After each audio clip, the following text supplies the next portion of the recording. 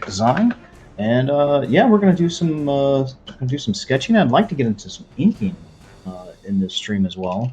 I'm gonna be doing a 5 map pack of Caverns because I don't have any in the new sort of brush style that I've been using.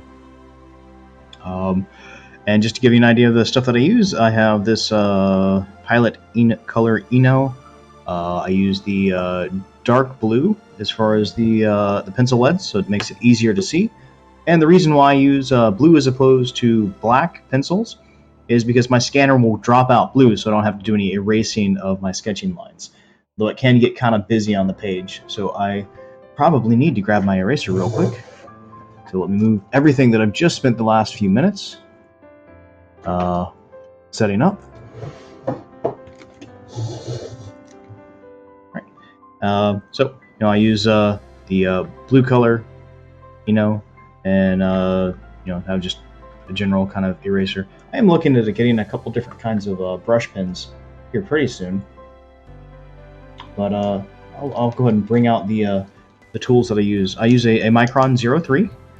I have a full set of them. I have the graphic pins, the 01s, the 02s. That's all badly out of focus. There we go. I also have these are Pigma, not Micron, so Pigma, Sakura, whatever it is. Sakura Pigma brush pen, which I use for some things. I don't usually use this a lot, but I'm going to give this one another try today. And my favorites, that you can see, I use Tombow. This is a Tombow Soft, and this is a hard. These are my two go-to pens. And then I have my old and busteds. These are pens that have pretty much worn out. The ink is starting to fade a little bit. The lines are starting to get broken. These are kind of my favorite ones to work with for doing details and like rough textures and stuff like that, because I kind of like the inconsistent lining. So that's what I'm going to be using today. I'm going to be doing some caverns. And the way that I draw maps, if you're not aware, is I draw at half scale as opposed to quarter scale. So this is essentially 5 feet. And this seems very blurry. I don't know if my webcam might be a little dirty, so let me give this a little.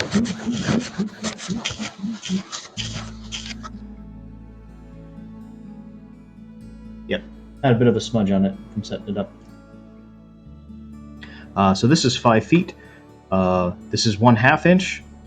This would be 1 full inch, so I'm drawing at half scale. I used to draw at quarter scale, but I found that drawing at half scale gives me smaller maps, which work really well for what I do. So let me think about what I want as far as this. I always want to have some kind of like neat feature involved. In this, I think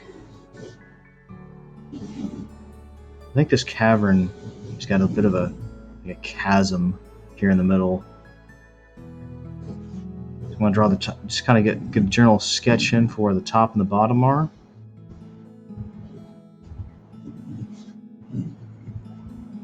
And I want to have like a bridge across here. That's 1, 2. Yeah, that's pretty good.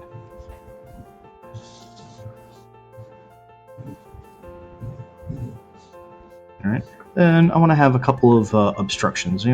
Something that NPCs can hide behind. Cavern wall down here on the edge.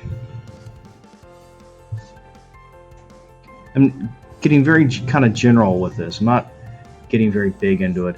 Kind of have put an entrance and an exit.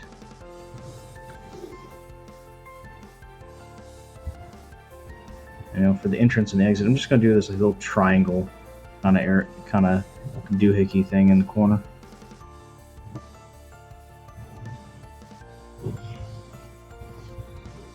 So this is an encounter map. This is not like an exploration map. This isn't give players a lot of options. This is give them a set piece to fight in. Put a little cliff up in here, a little rise. Let's put another little rise back in here. Let's get some varied terrain going on. This one's gonna have there. And I'm just getting kind of a general idea of where the tops and bottoms are. And to indicate where the bottom of something is, I come in here and I kind of draw in just a couple pieces of rubble. Because I know there's going to be rubble, and I've already broken a lead once. Excellent. Being too rough on myself. But if I just leave this all open space, then it's not going to be as nice. Let's see, how do I want to do that?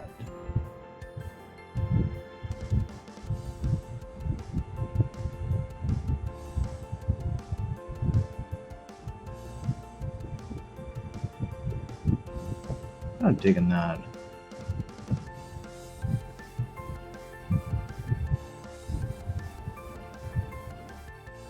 Maybe not. We'll see.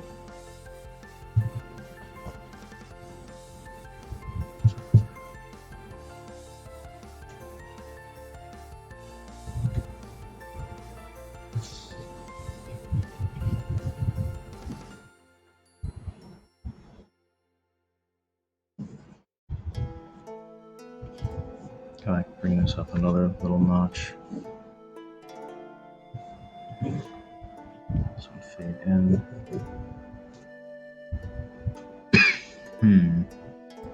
Need something down here. Let's say this has got some kind of cliff face in here. Bring the wall in just a little tighter. I'll break in there.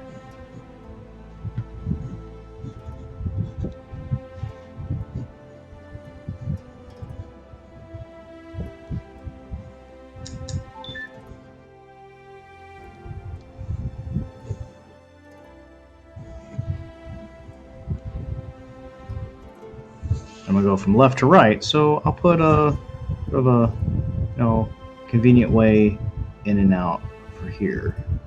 Down here, I'm gonna put rubble at the bottom.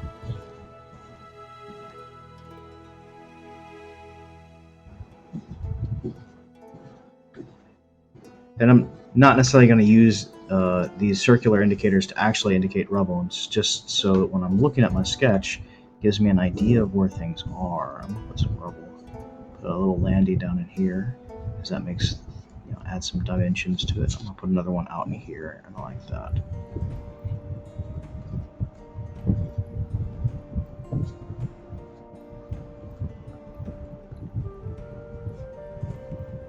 All right. So, big open space. I'm gonna have a vision blocking layer there. Let's put a couple of vision blocking layers in here.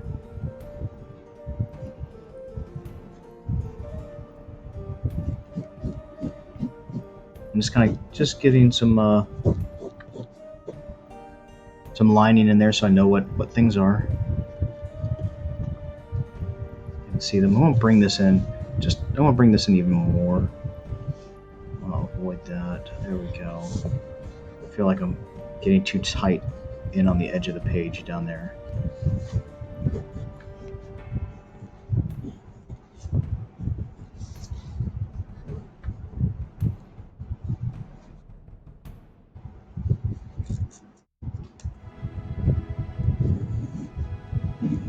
And what I'm going to try to do with this one is I'm going to try to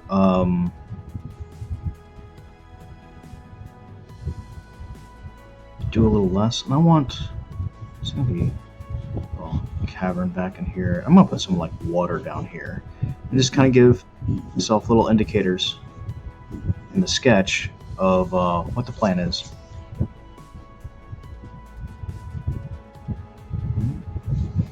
And maybe somebody's used this for like some storage areas. So put some boxes up in here.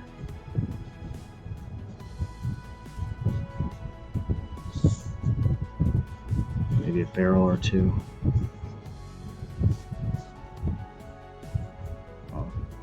Let's put a rubble up against. Let's bring this wall in just a little bit. There we go. Put a pile of rubble here.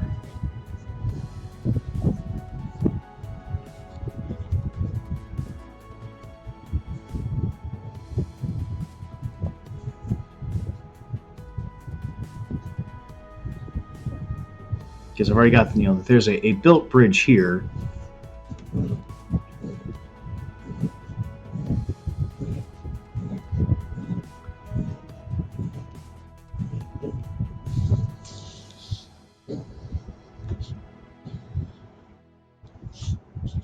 Alright. And that gives me kind of a general idea of where some things are that I'm going to go. I'm going to put some rubble here in the corner. Pile up some rubble over here.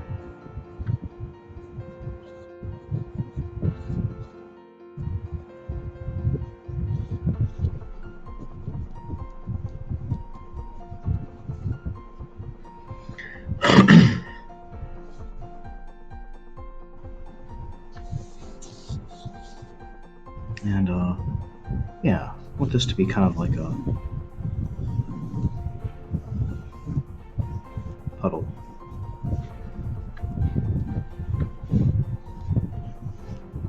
Some rubble here in the middle of the water.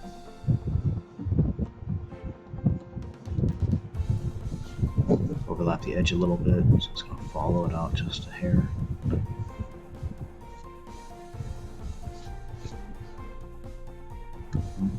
And I'm not certain how I'm going to do like the stalactites yet, so I might just, No, I don't like that. Not at all.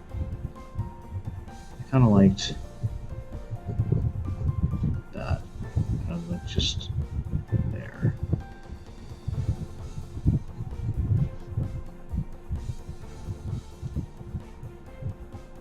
I like that. Let's just show it for you from your perspective. I kind of like that. Just I don't have to get real tall with them, but just kind of slope with them just a little bit and kind of finish out the bottom. It's just a circle, a little triangle kind of interrupting it.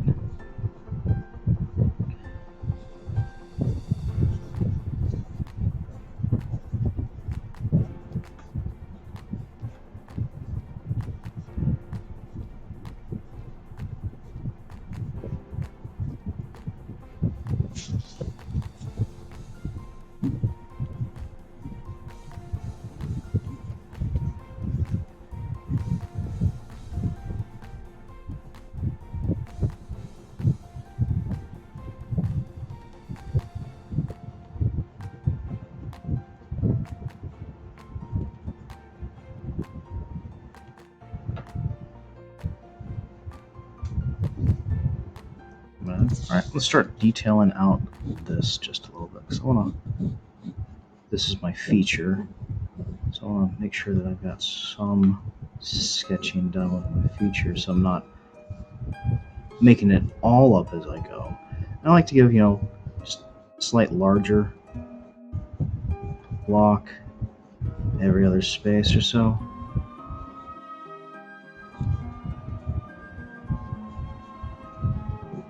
I'll do one here. And I'm going to alternate sides. Ooh.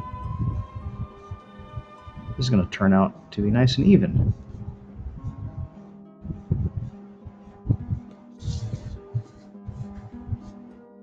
Accidental evenness. Now, if you want to, you can come back in here and you can do, other more complex shapes. I'm gonna add another row here. It's kind of fade into the terrain.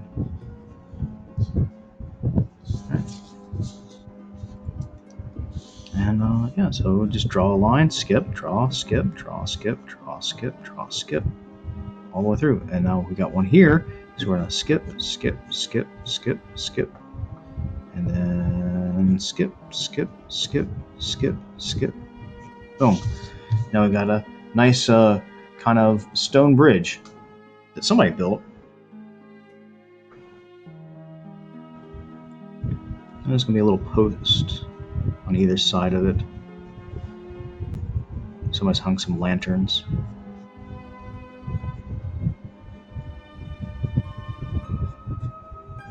My lanterns are super fancy.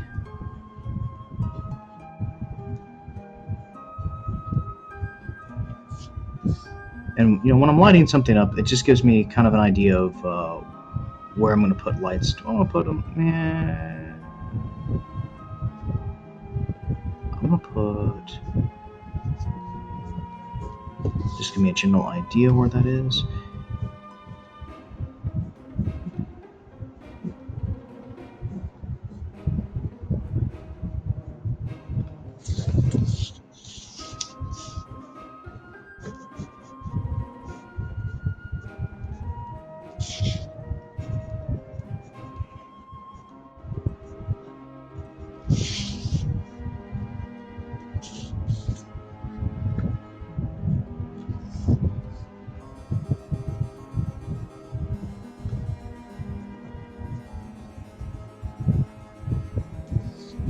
That one's been broken off.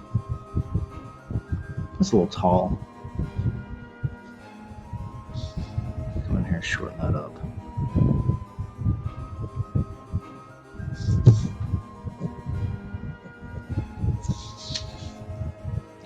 And this is when we start bringing in the eraser.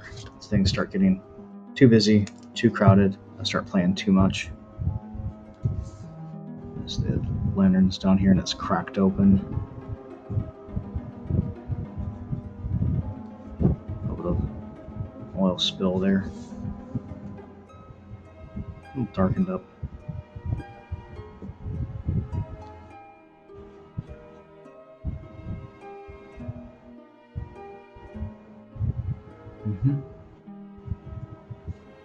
Some rubble over here. I'm starting to play a little bit. So, this is just a base sketch, and I'm going to be using, I'm going to try to use this really soft, the Sakura brushes, the pens are amazing. The brush is a little soft for me. So a lot of this is going to come down to a lot of personal user error, because I'm not very good at using them. But I really like...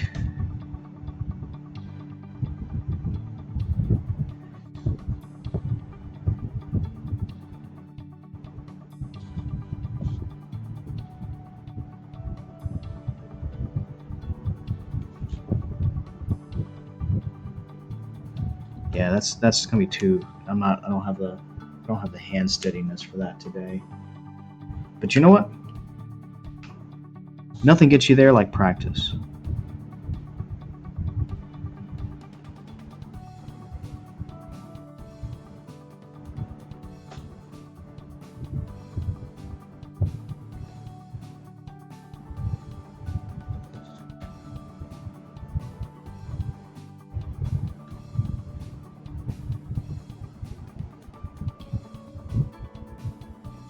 So this is a practice map.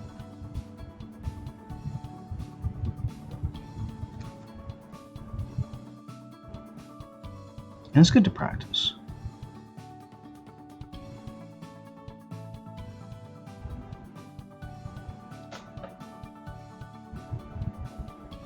Oh, I can't get any kind of fine lines out of this.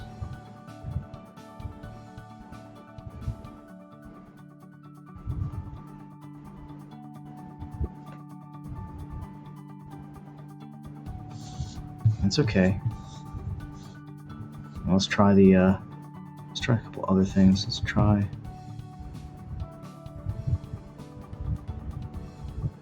Yeah, I think I'm just going to attempt to do this entire map in this one. And I'm already not liking it. It's already too bold.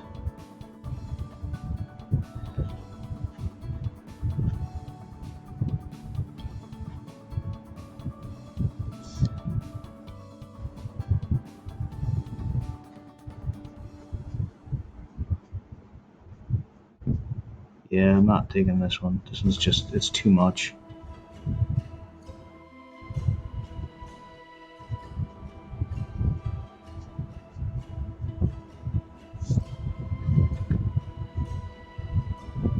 Who knows? Maybe I'll get to the end of it and it's just absolutely my favoriteest map ever that I've drawn. Who knows? We'll see.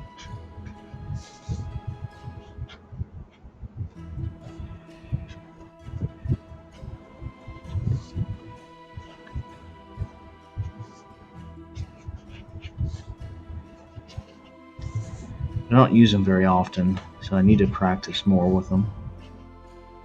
Alright. Come in here and just kind of boom.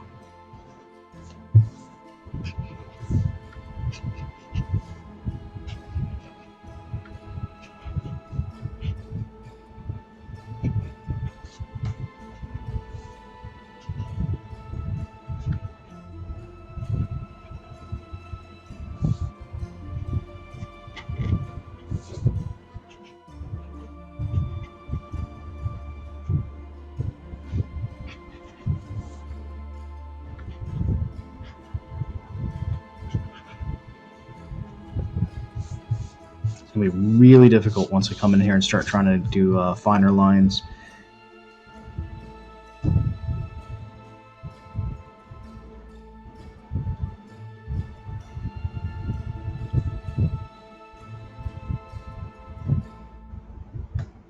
Almost have to be constantly vertical.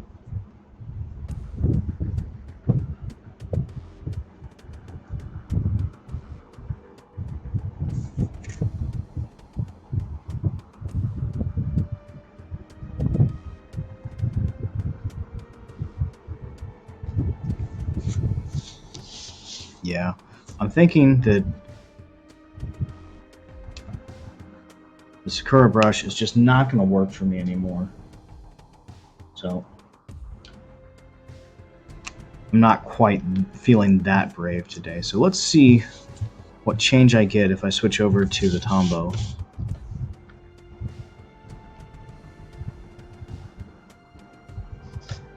I'm already liking this so much better.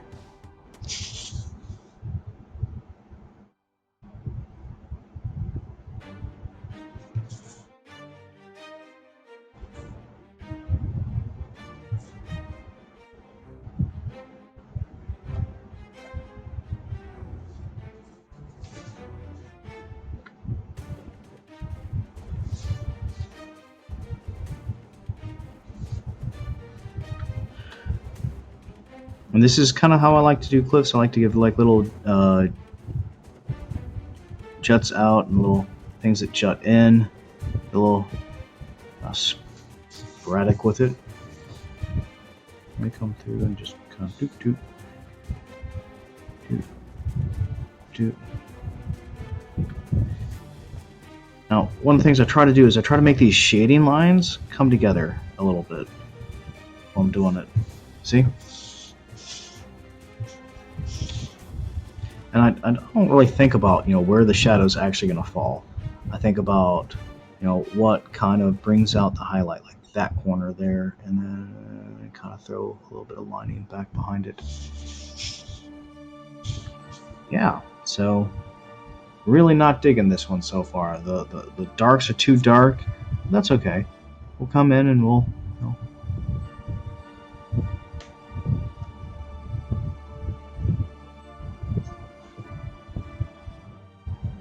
do some more later. It has been a while since I've tried to do an entire map with a brush pen. All right, so now I got that fine detail done. I'm gonna go back to my brush. I'm feeling like a masochist.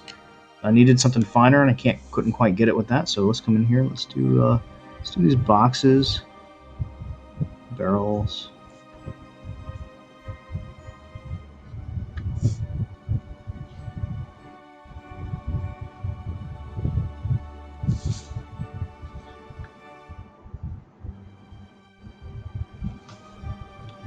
Come in here and kind of put some rubble down here.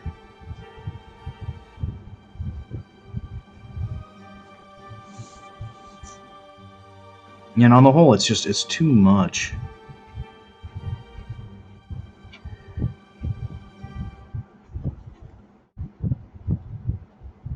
Who knows? knows? Maybe I'll love it. Maybe I'll finish it up, and I'm gonna go back through and do all these lines again. Maybe this would be fun to do on like a 1-to-1 scale. You know, pull out, do a 1-inch grid on this.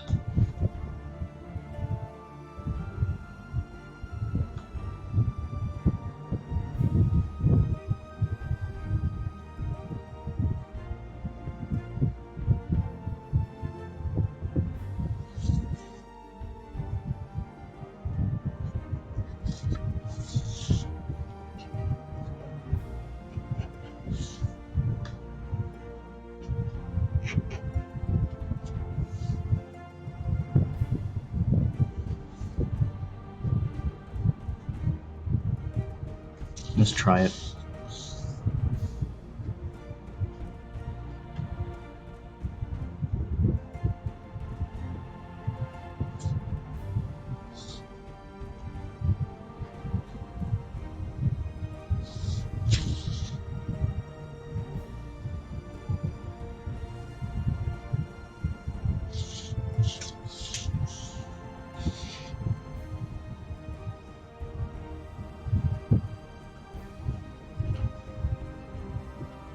No.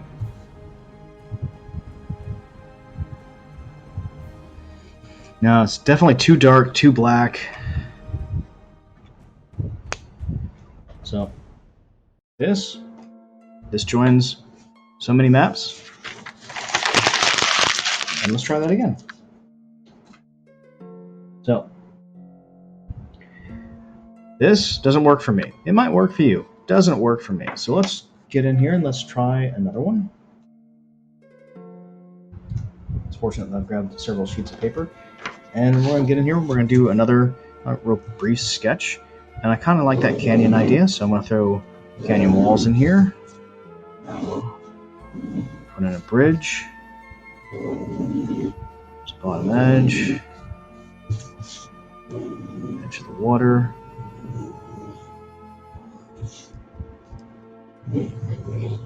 Just kind of, I like having a puddle over here.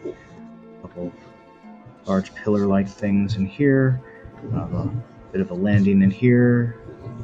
A bit of a landing up in here. Terrain change up in here. Exit in there.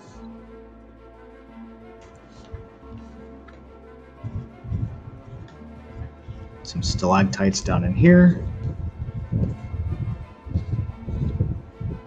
Stalactites hang from the ceiling. The easy way to remember that is stalactites hang tight. And from here, just kind of boom. There we go. There's that. Kind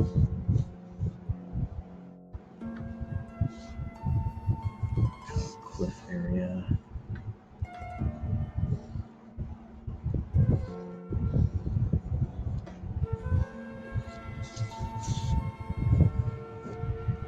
Got some indicators of elevation. Don't get dark with this. There we go.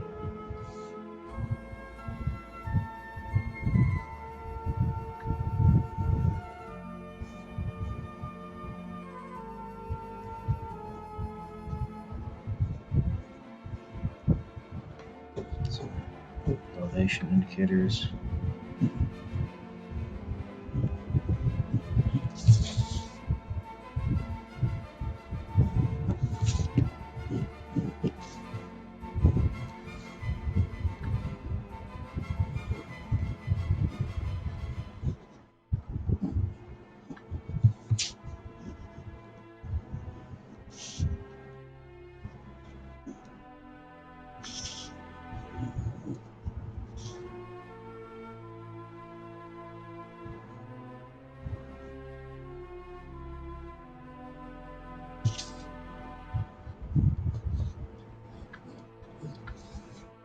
Dark with that.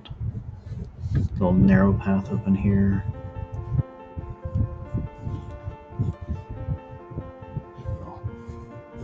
Passageway up in here. Passageway here in the side. Come in just a little bit with it, so I'm not getting jammed up into the side of my paper. Here.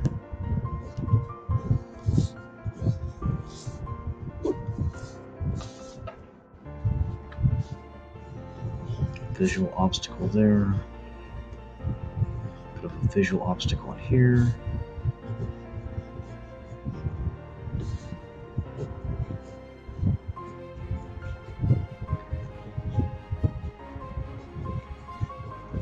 Couple boxes.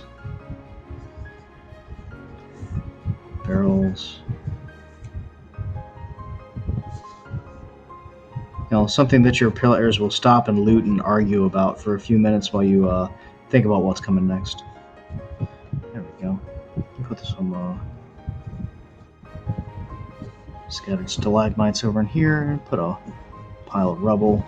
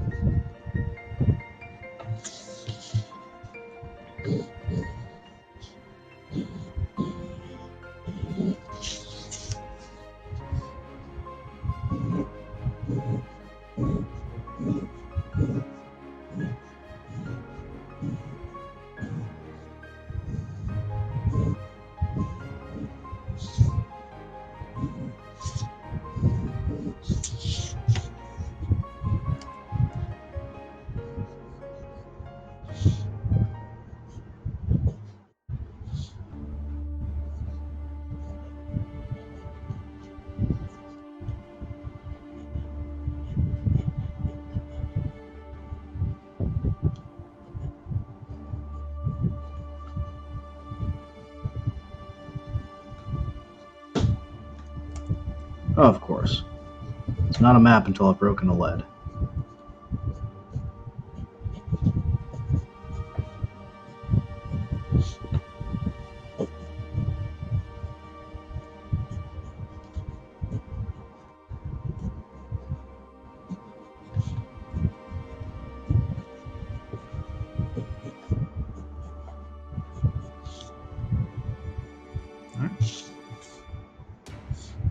I still have an extra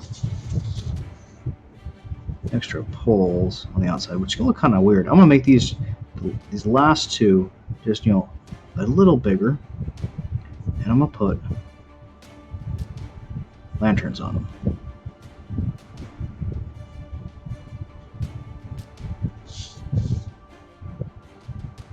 That's got in the way there. Put them on the edge.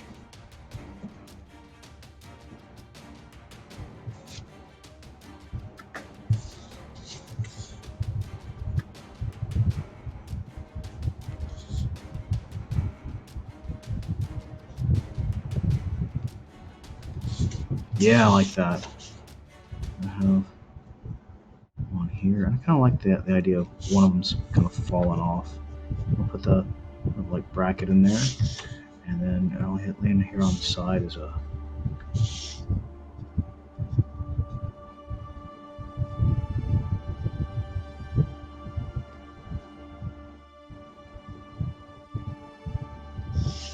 lantern with a little piece of chain. See, I'd never be able to get that kind of detail with that big old brush that I was trying before. This is going to be some water, so just have this kind of fall out. Like, say this is some cracks in the ground. It's going to fall water out.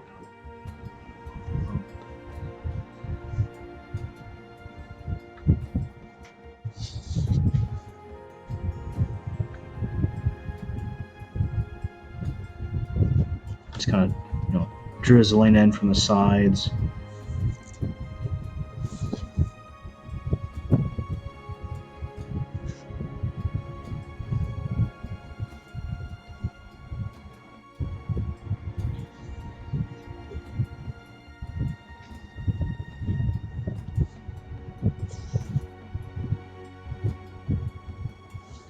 Like rivers.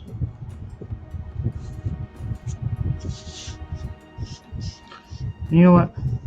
I don't just want a puddle. Let's just turn this into like an actual, almost like lake. Okay, so this is parallel. Remember, this is going down. So I'm going to create the illusion of down by bringing these things in.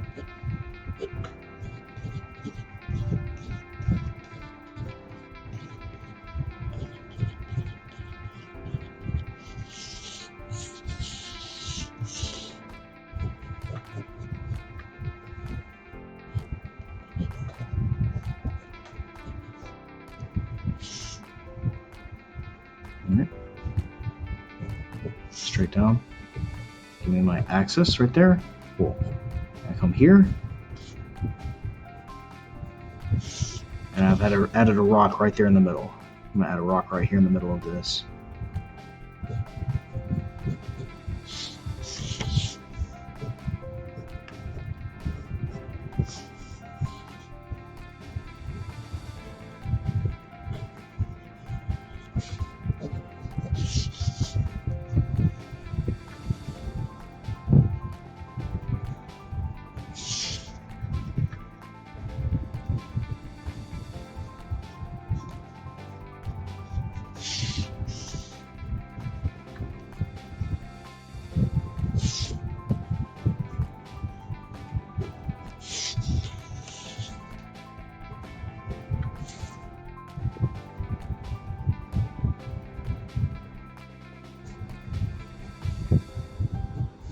Get a little wave lines to indicate where all the water's going. Alright, I'm starting to play too much. That's okay. Let's play. I'm having fun with the sketch.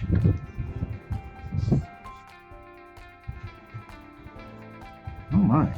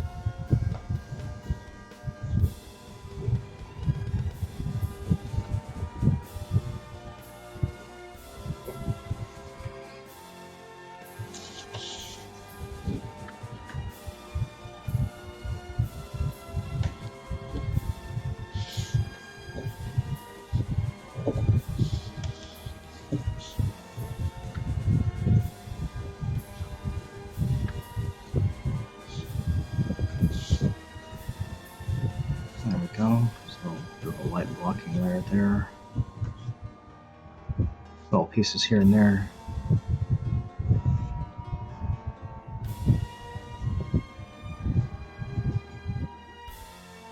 Alright. So I tried one with just the brush pen, and that just really didn't work for me. So let's go with the soft one. And this one's just, for me, it's just easier to control. I get much finer lines. And a lot of that's honestly just me. All that.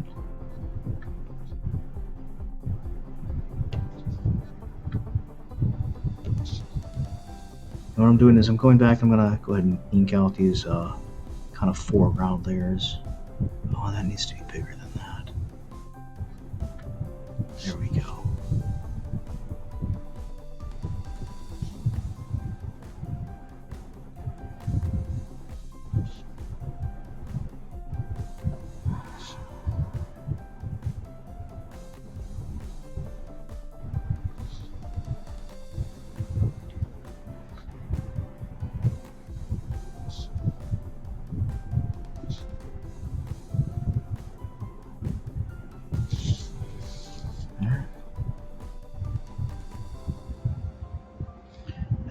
just going to do the outside edge of this, but I'm not going to do any details on it.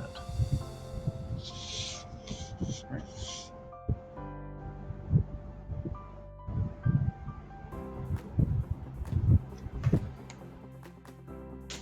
The reason for that is I'm going to stick to what works really well for me. I'm going to use the finer pen, the one that's more easily controllable.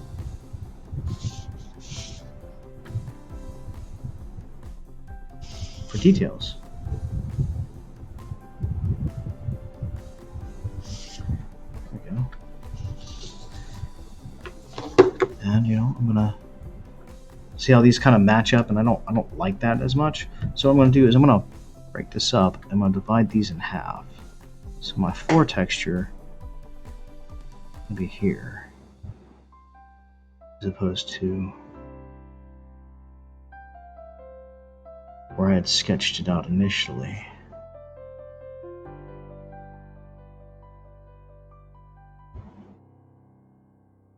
Nice and slow.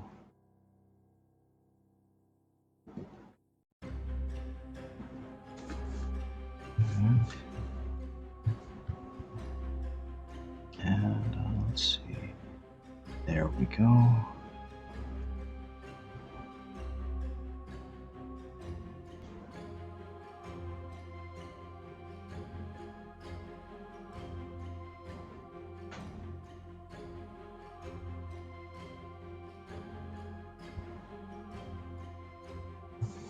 There we go. We have a nice little bridge area, which is boring because I forgot to put any rubble on top of it, but that's okay. I can come back and I can make that correction later on. No, here and add.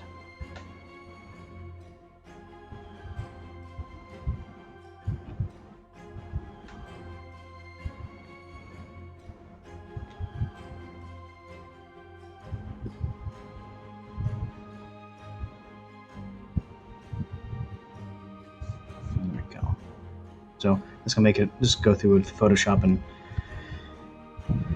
clean that up just a little bit. It's what I get for getting ahead of myself.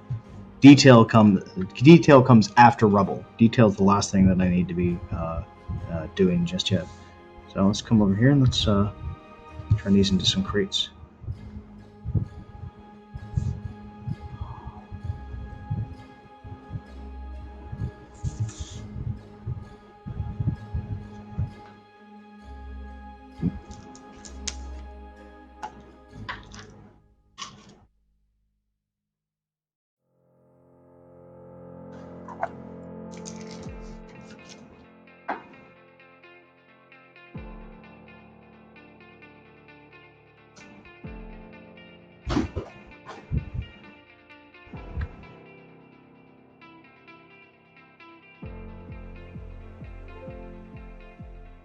All right. Had to take a brief moment to take my meds.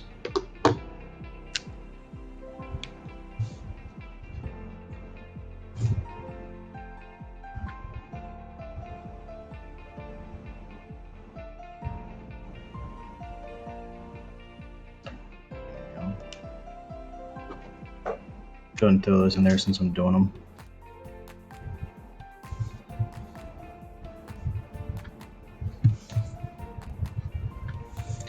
And you'll notice that I turn my page a lot more when I am inking than I do when I'm sketching.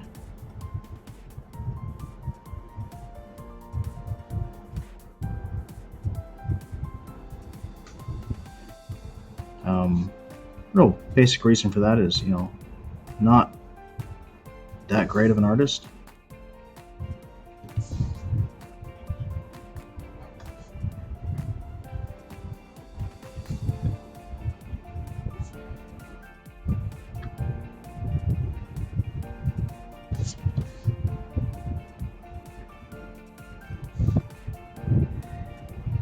And I find that I invariably do a better job sketching down. And I really like the fact that I kind of put a there. Give it like almost kind of like a toothy maw kind of look to the edge of it, and that corner wasn't very well defined.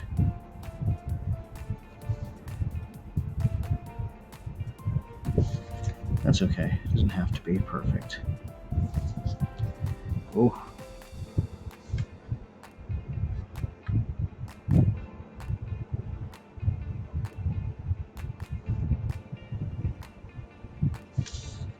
we go.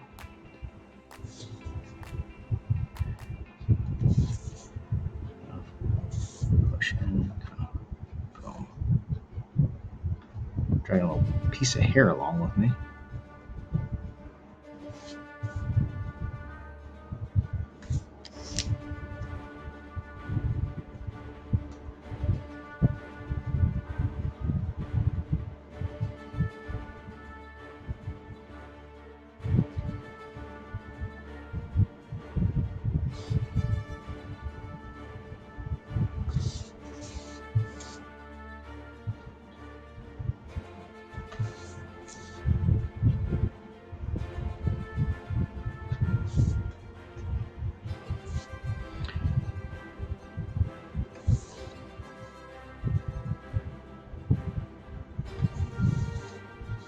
All right.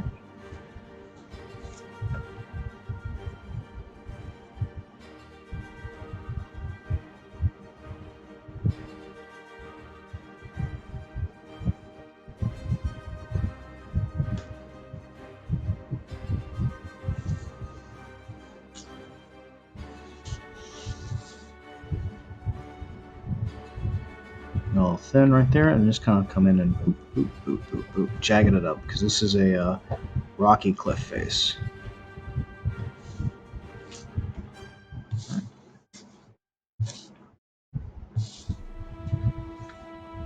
Okay, now here, just kind of rubble it up.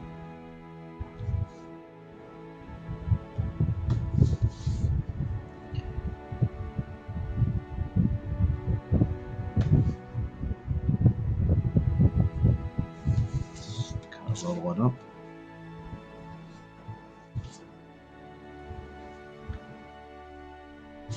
Yeah, I want to try to do as much of this as I can with the brush.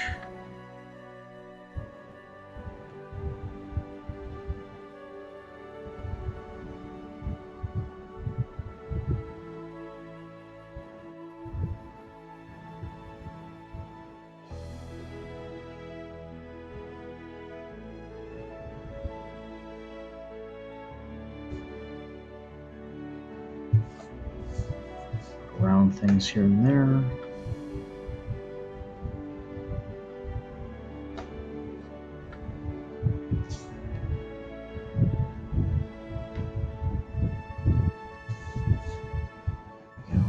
And then here with this one, I'm just going to kind of draw in some little path markers.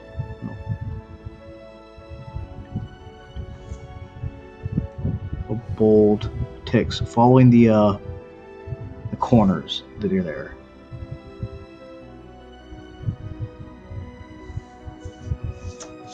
And that's how I do a cliff face. I'll come back and shade that, and since I'm here, I'll go ahead and show you how I do that. So I take my my thin pen, and I know I said I'm going to do this whole thing in this, but I'm wrong. It's okay to be wrong. And I usually like to shade on the right, so I'm looking for parts that might be shaded on the right. Like there's a little piece in there. Throw some shading down in here. And there's another one right there. Another one right there. Maybe there's another one right there. And see, just kind of do things. A bit of a thing in there. And there we go. Now we have a cliff face. And the reason I like doing it this way is this is 10 feet, and I know that because there's a line in the middle of it. If it's I gotta do a line every 5 feet. So if it was 5 feet, or sometimes I do a line every 10 feet. But it gives me a general area. Would be twice as tall as something over there.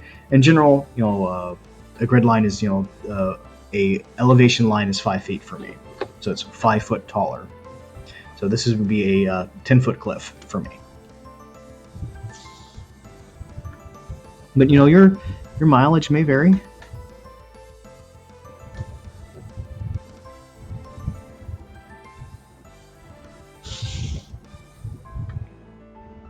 The things that you like are important to you, or can be very different than the things that I like and that are important to me.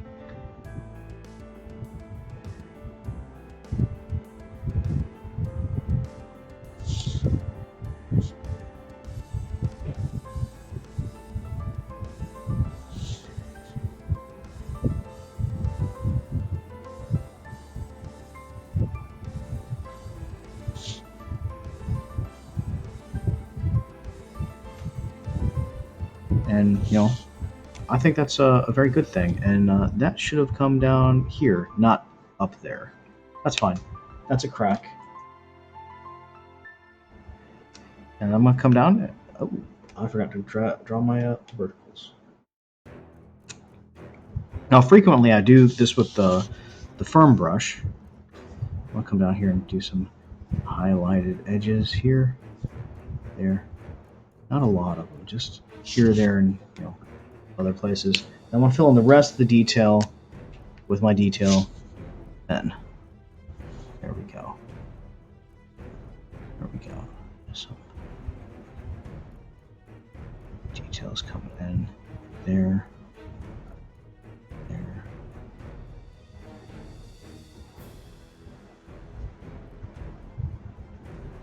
They don't always have to go all the way up and all the way down. You don't always have to have shadow, but it kind of helps a little bit if they do.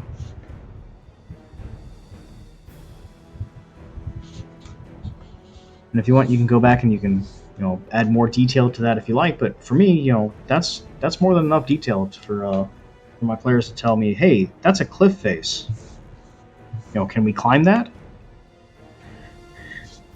Which brings me to one of my biggest,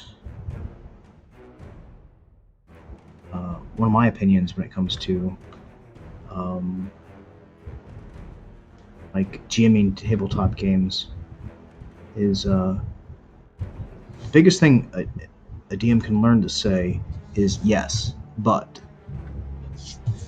And I know there's a lot of people out there that's like, oh, it's absolutely okay to say no to your players, and it is, but it sucks. Your players don't like it. Hopefully you don't like it. But yes, you can say no to your players. And it doesn't necessarily mean that you're railroading them yet. But that's kind of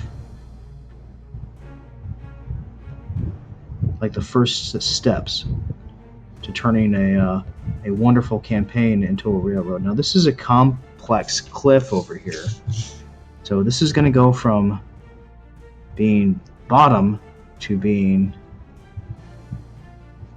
top edge all of a sudden.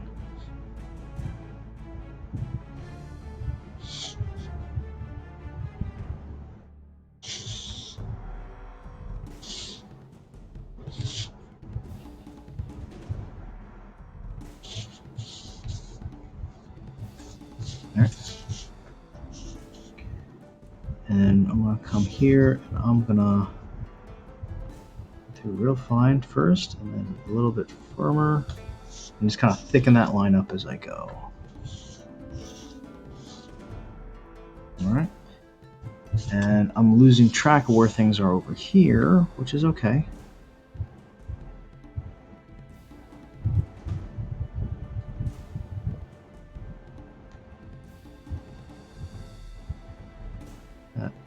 That's going to overhang and it's going to disappear into the wall.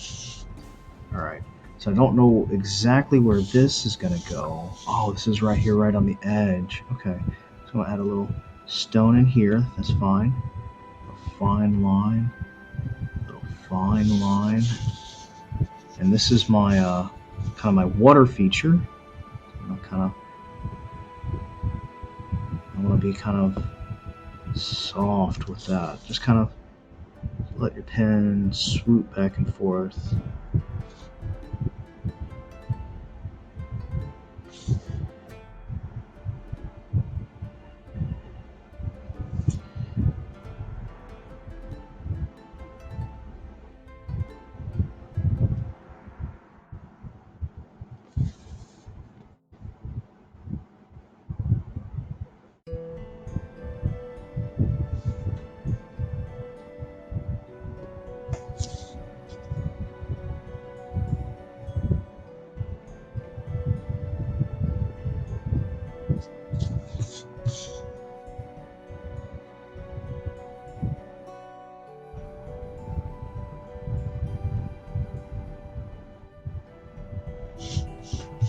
Go.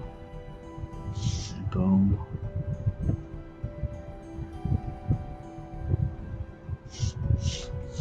And remember, do your detail with your detail pen. So here, you just come right back in and you're going to smash that edge in. Alright? And here, add some roll down here at the bottom. Make sure these are getting closed up down here.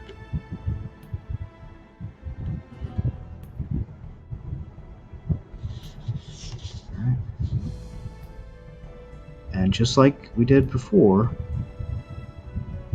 start off nice and fine, a little heavier, just a little heavier as we go. And it's easier for me to do it the other way, so we're going to do it that way next time. Come down here, and just kind of come back up just a little bit, and then boom.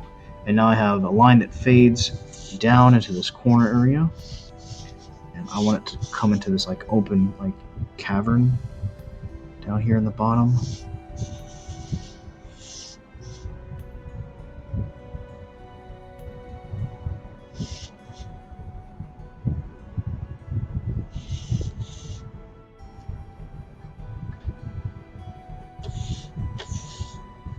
And I don't know what that was there for. I just got a little out of control with it and completely forgot that this is a wall face. So now I have rubble right there on that wall. So let's add a ledge.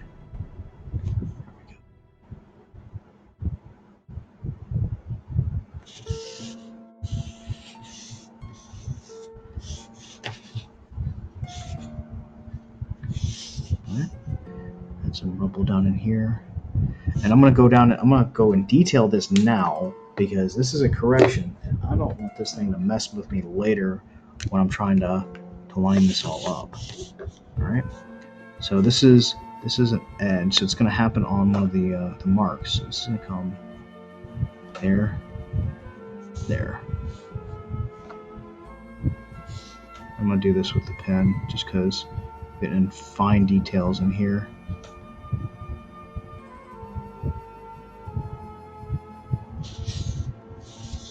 All right. Nice. Back there, we'll do some of these.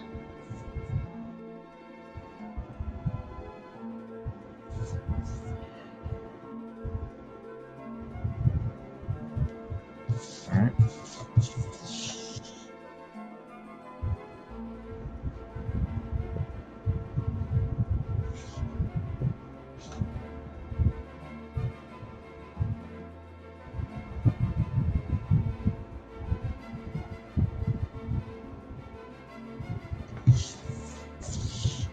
I'm gonna get them just a little in, a little tighter as we go. And here we go. There we go. And there's the things there. So I just remember 1, 2. So this is gonna have to be here and there. Actually, that's just divided in half. So or we can say this is here. Yeah. So this is the top edge. That's the middle edge. So there's gonna be one here, there, and there. Just give myself little indicators there so I can go back and look. And it's getting a little It's got a little hard to see in here, so we're gonna come back and bold some of this up just a little bit.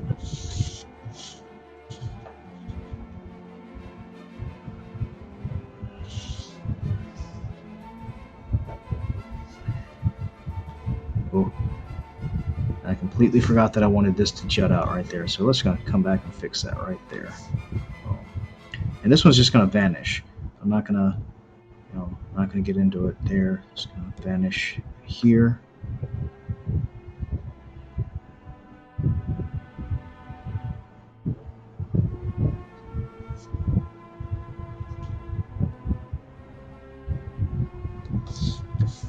Put some rubble down there at the bottom.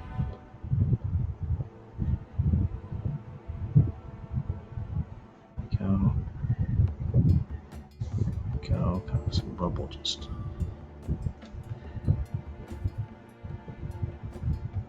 And it's the presence of rubble that really kind of brings like cliff faces and elevation changes together. If you don't have it, you run into so many issues of what's the top and what's the bottom. And I had huge problems with that when I first started out drawing maps. It was such a pain in the neck. I couldn't figure out how to make my cliffs look like cliffs, and I tried a lot of different methods.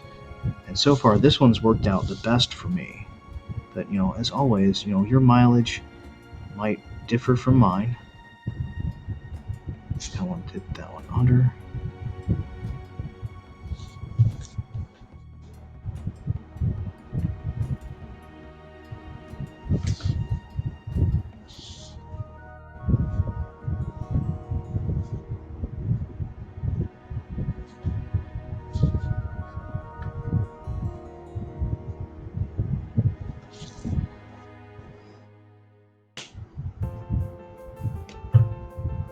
And because I want the practice of doing this, I'm going to do the bottom line first, because this one's going to be mostly parallel.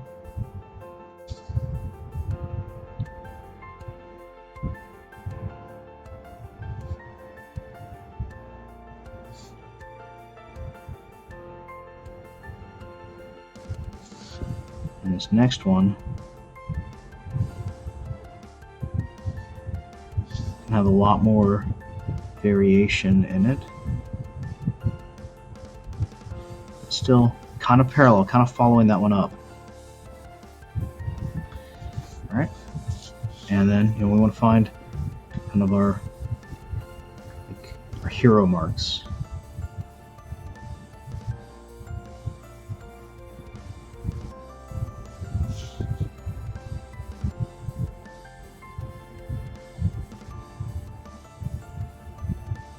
I have something that juts out or juts in. That makes a hero mark. And I do the same thing down here. So sometimes I follow the top and sometimes I follow the bottom.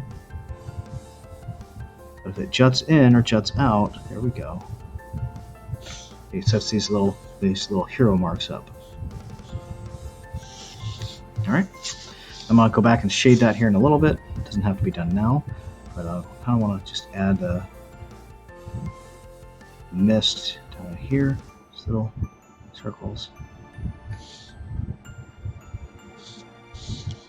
All right. And remember, it's 1, 2 interior lines.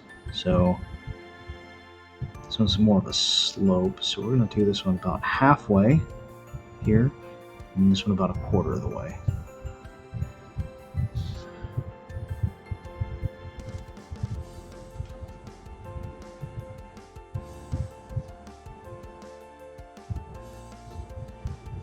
Come in, just kind of whoop, whoop.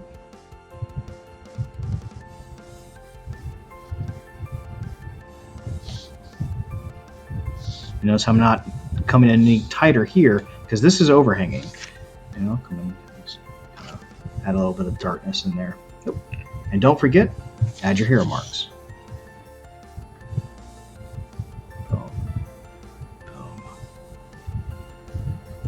Boom. Here, there, and yonder.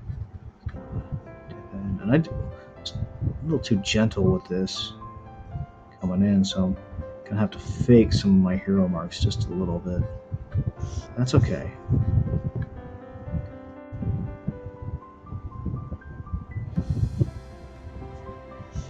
There we go.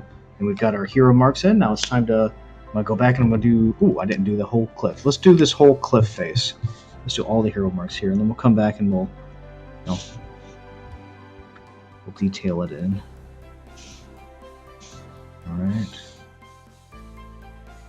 That's not from there, so we're gonna come our hero marks based off of this.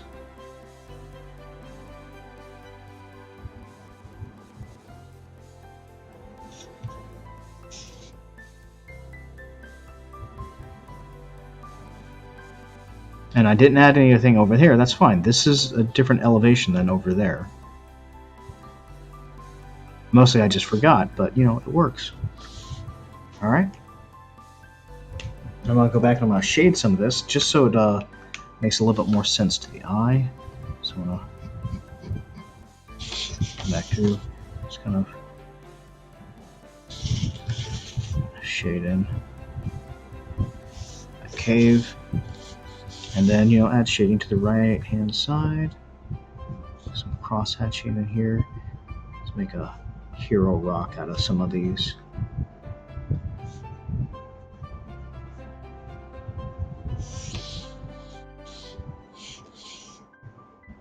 Hero up some of these rocks.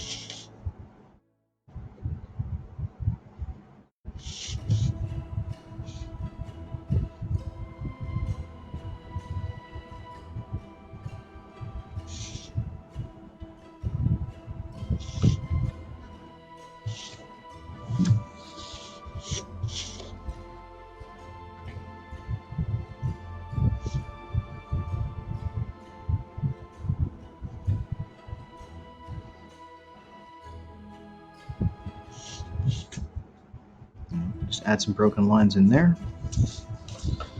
And then don't forget to do the sides. Actually left out a hero line there, so I'm going to go back and hit it twice. And what I mean by making things heroes is, you know, let's add some depth to it. Add another little piece of line or an indicator, you know, some shadow to it, something that makes it kind of, you know, stand out and pop.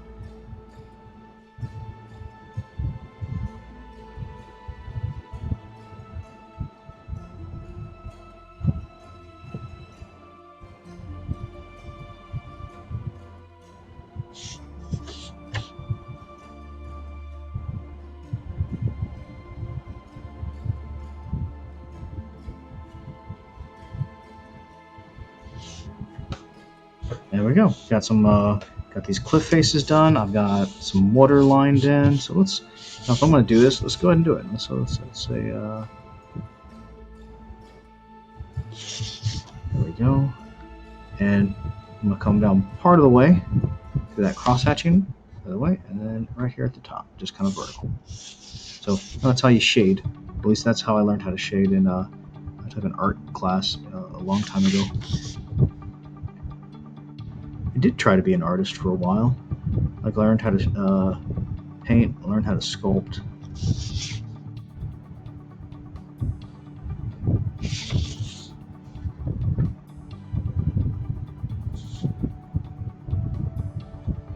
It just never really took for me. All right, so I'm gonna go ahead and finish that up with the cave entrances and stuff. I'm just gonna go back and forth there and there.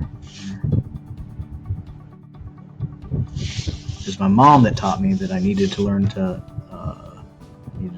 focus on pulling down towards myself with lines.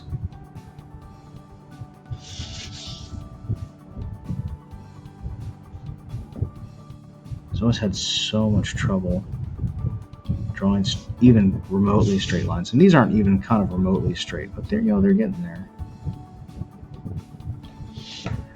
So now I've got these entrances and exits kind of shaded in. I should have thrown some rubble in there, but because you got to add rubble before you start adding stuff like that. I want to separate this out just a little bit more. Come here and just darken this up just a bit. Make this a little bit more visible. There we go. That makes it pop out. Starting to look like a bit of a ledge in there, and I want to just kind of darken this in just a hair. There we go. And so there we go. We've got some cliffs going on. We've got some piles of rubble. There's gonna be a lot more going on. So let's add some add the rest of the kind of the light breaking layers here. And you can come back and you can add all kinds of you can add like a second dimension to like these structures here, but you don't really need to. And I found that if I do so, it kind of detracts from them a little bit. Let's come here and boom, boom, boom, boom, boom. I'm gonna give that like an overhang there, boom, and just be a little rougher with it than I was last time.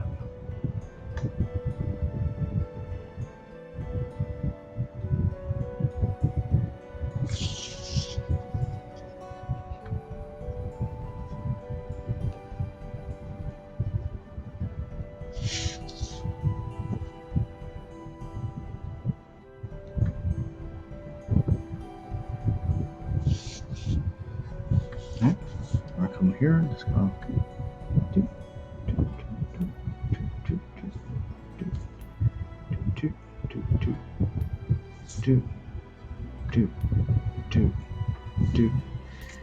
go through and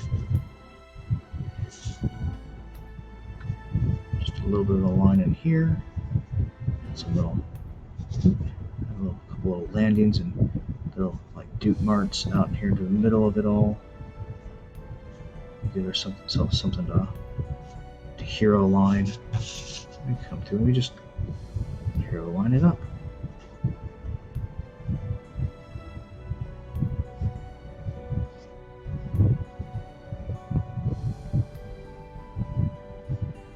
And with these just these 2-layer ones, it's real simple. I grab from the top one for the first one, and I just grab from the bottom one for the second one. It gives me all my hero lines. So when you get into this the 3-section ones, it comes a little bit more complicated. I come in here, let's hero up that rock. Kind of throw some shading in there. Let's hero up that rock.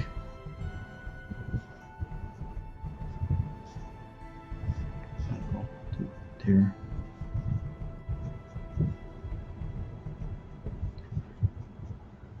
I try not to do a lot of hero rocks, because a lot of hero rocks mean a lot of work coloring.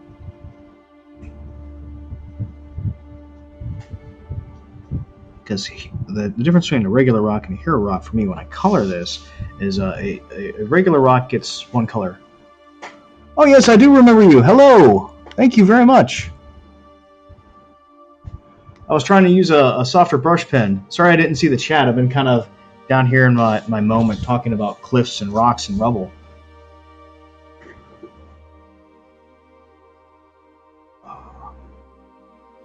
It's Patrick, right?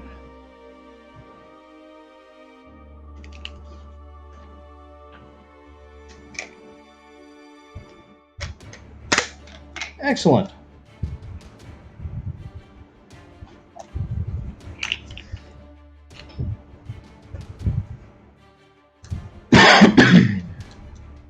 Well, it's great to see you. Thank you so much for coming to my stream.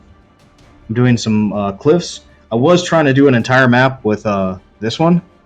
No luck with it. Way too dark, way too broad for me, way too hard to work with. So I'm doing most of my detail work. I'm going to try to do with my my soft brush here. So we'll see how it comes out. I think it's coming out pretty well.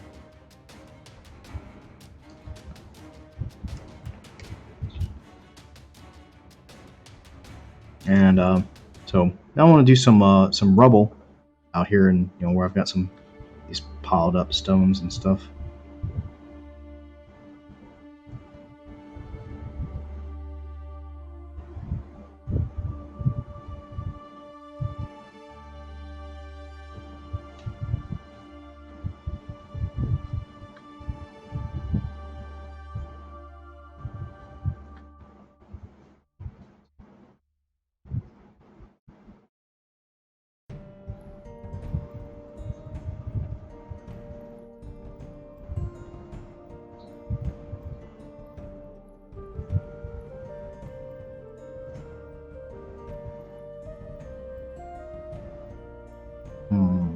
Let's see. I'll put some stones out and water over here.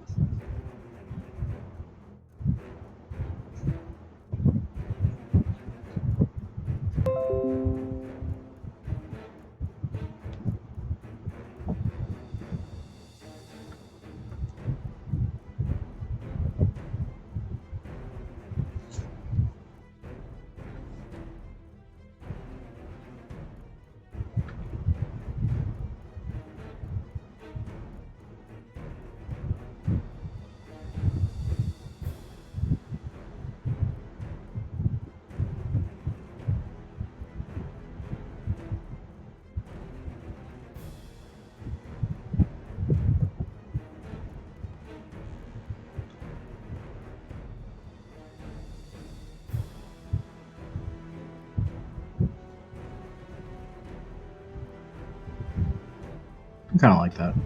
It's not great.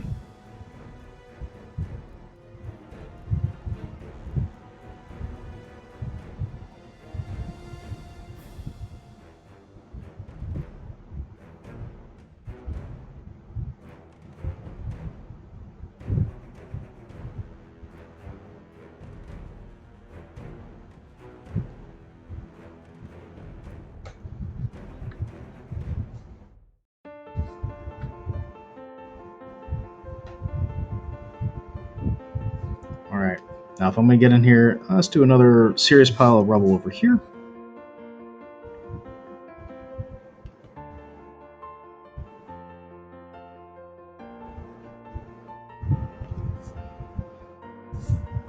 Alright, let's do a couple stalagmites over here.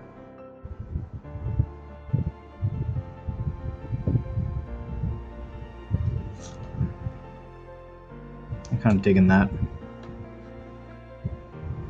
And some rubble up in here.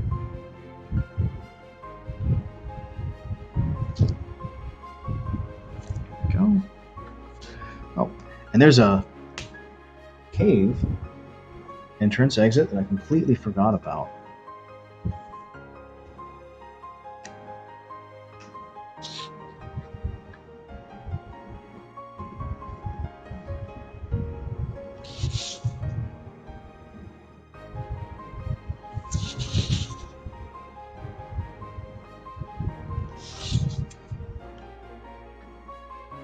Oh, nice.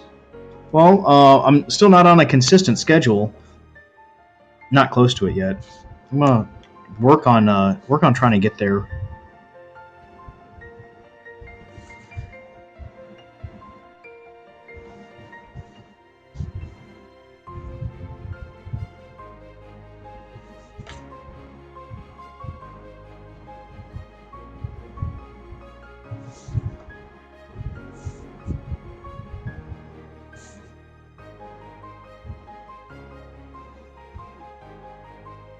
If you follow me on Twitter, I almost always announce when I'm doing a stream right before I go on. Um, like I said, I'm not terribly organized with this just yet.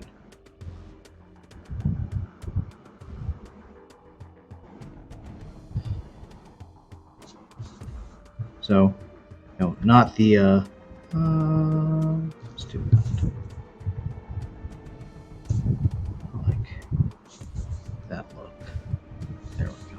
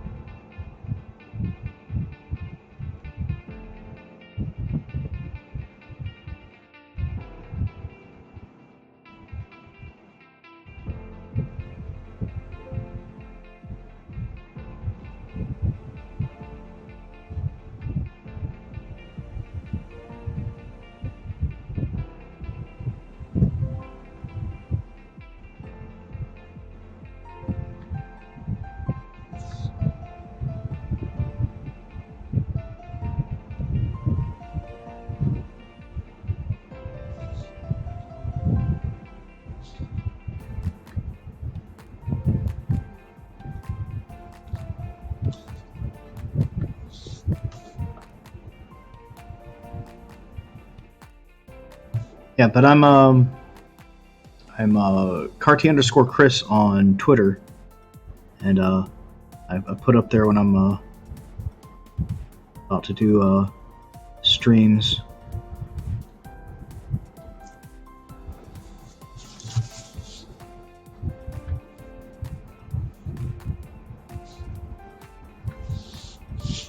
Hero up some of these. There we go. That looks a little better.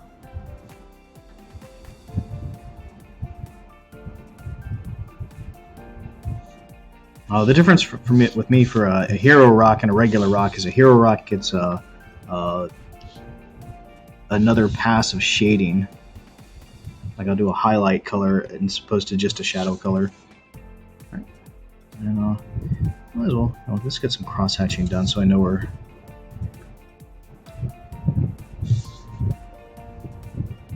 these visibility layers go away.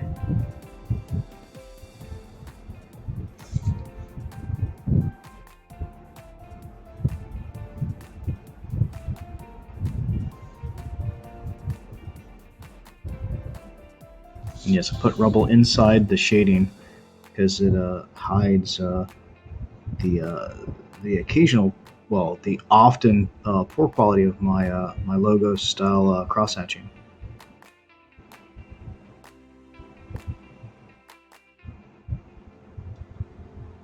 He's still one of my favorite artists. I just love his work so much.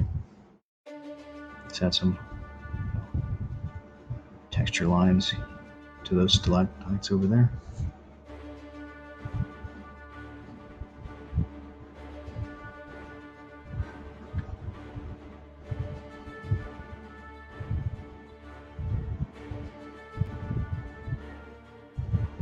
There we go. That'll give me an idea where stuff is ending, so I don't go back and add stuff to that. Let's go ahead and do the edge.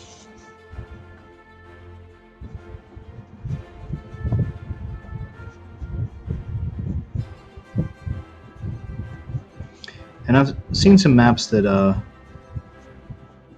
they only do like occasional like that, and they'll come down to a section over here, and I like them. I just don't like them for me. I like this like very thick, obvious. Hey, this is the edge of the world indicator.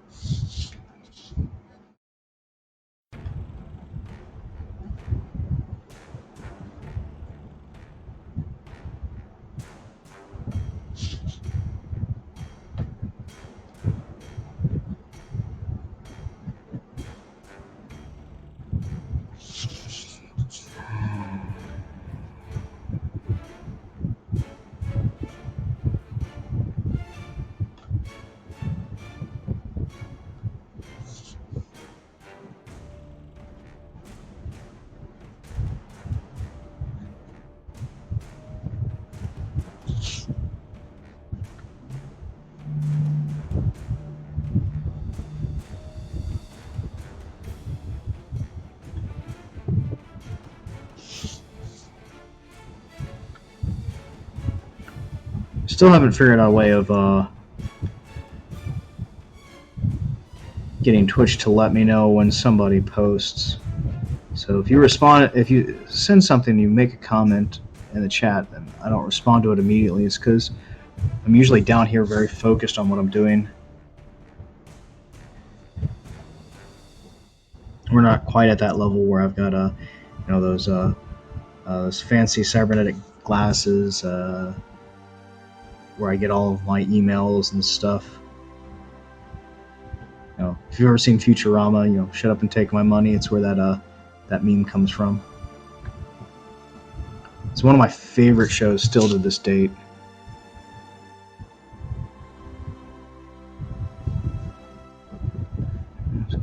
Come down here and just have our borders in place.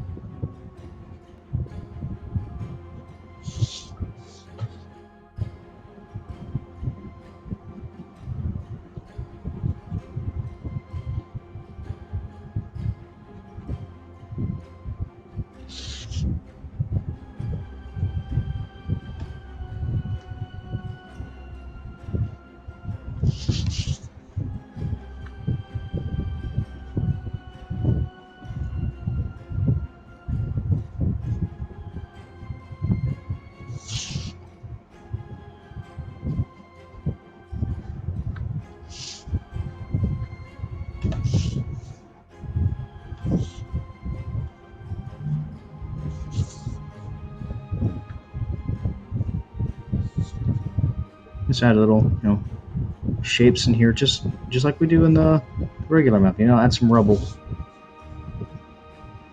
I think it kind of brings the edge of the map together.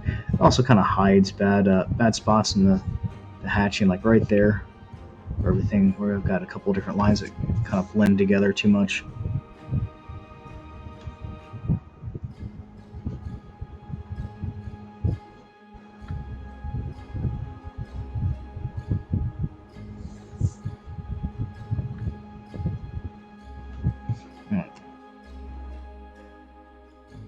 Because I haven't done it yet, and I need to do it. I need to put my name in here before I get too far along with everything. And I'll frequently do it before I finish cross-hatching, but that's okay that I didn't do it just yet.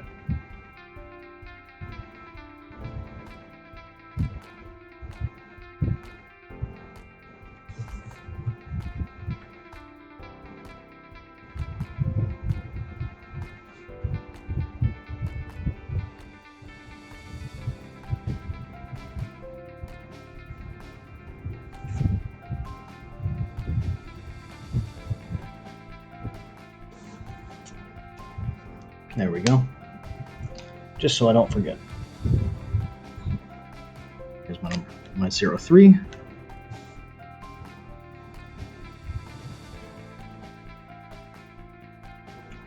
Hello, Sopa Delectrano.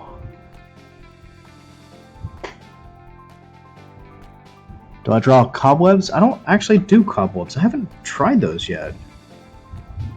Huh. That's something I should probably try.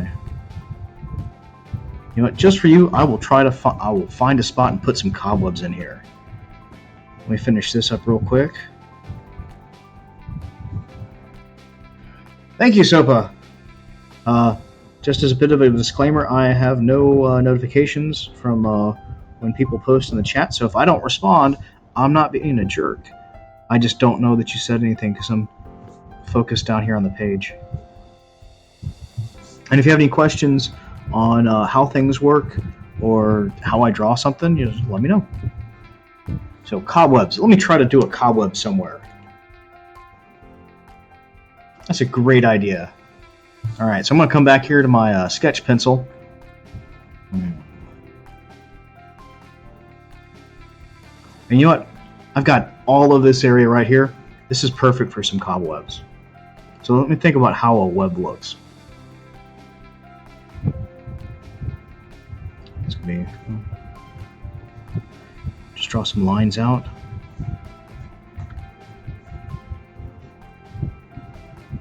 Oh, okay, that'll work.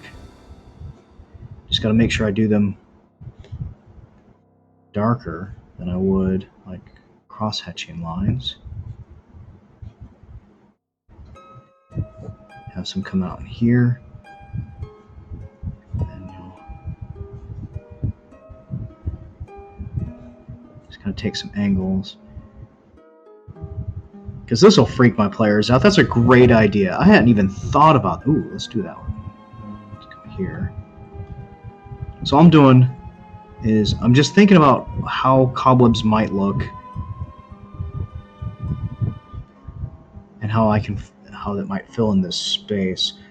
And this might look absolutely horrendous, but because I've never done it, I'm going to try to do it with the soft brush because it's harder. And if you're going to be brave, you might as well be real brave.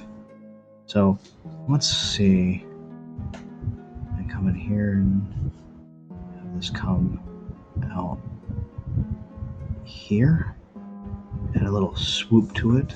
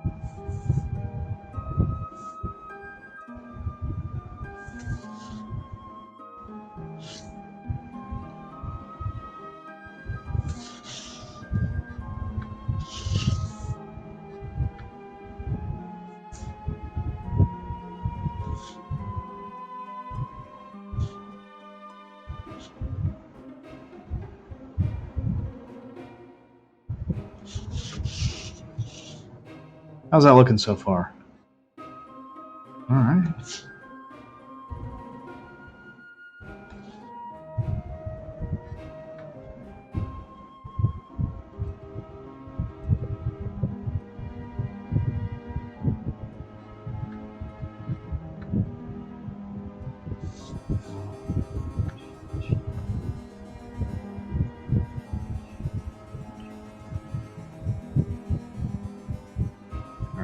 Let's switch over to my my detail pen. And let's see what comes out. Let's see what we get. I'm trying to do these little feet things.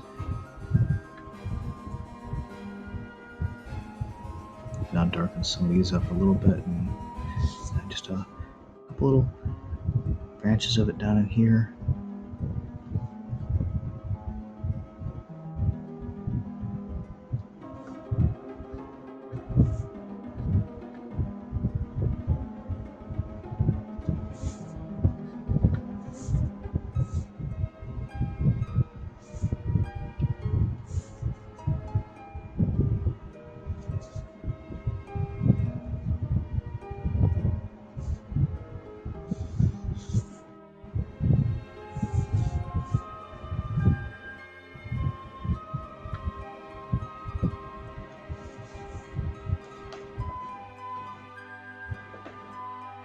What do you think? Cobwebs? All right. And get some shading down in here.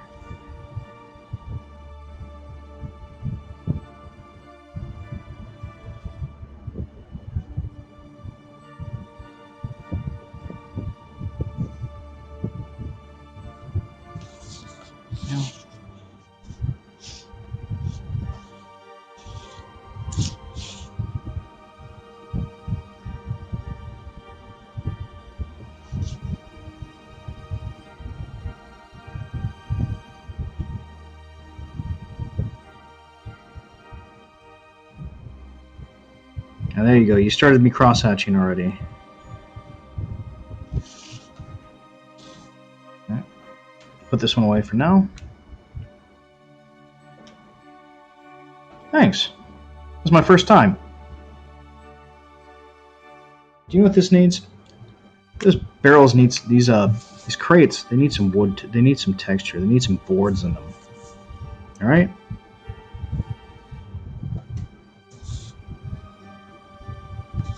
That's it. That's what that was needing.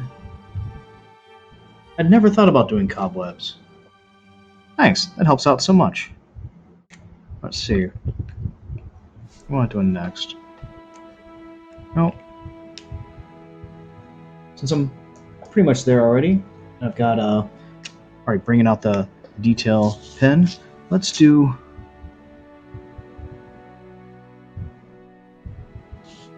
my water.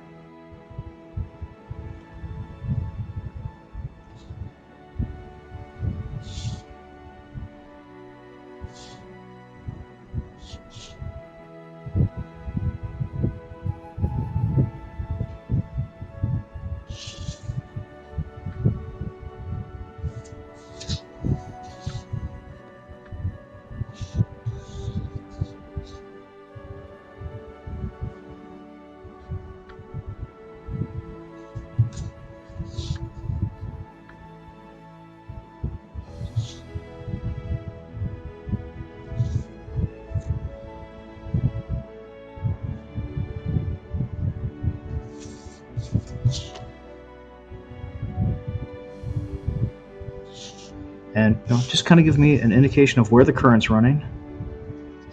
There we go. And then I'll go back and start doing the rest of the edge.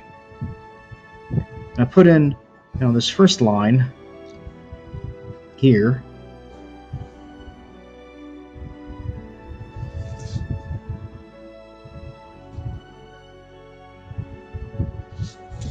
Kind of close.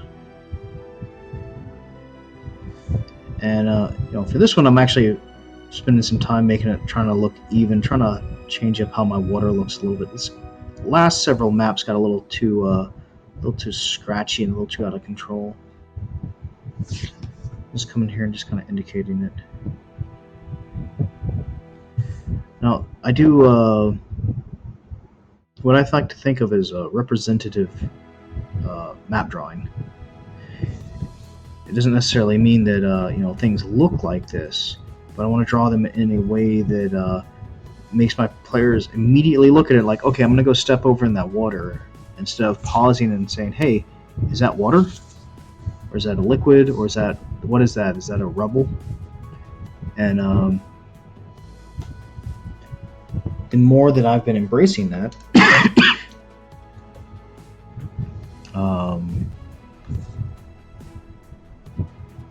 I think the better my map quality has gotten,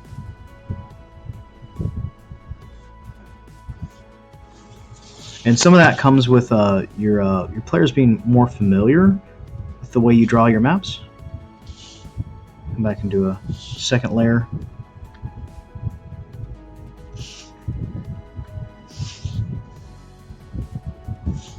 Kind of follow it in.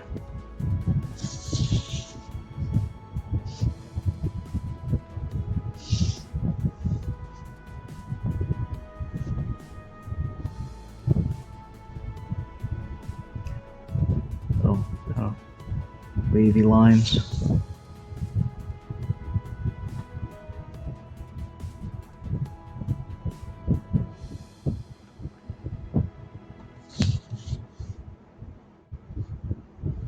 Because what I like to use maps for is maps are a play aid for me.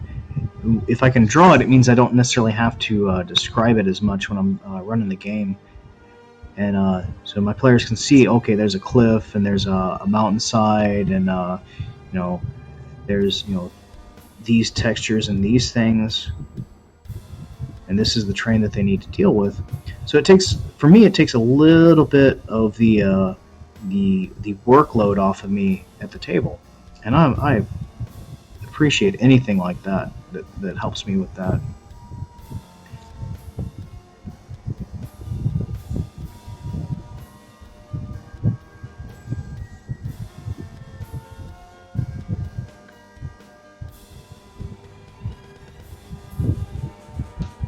Well, there we go.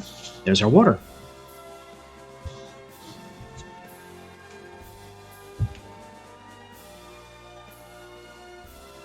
We're going to come back here. Oh, and I know what I was doing. I was rubbling it up.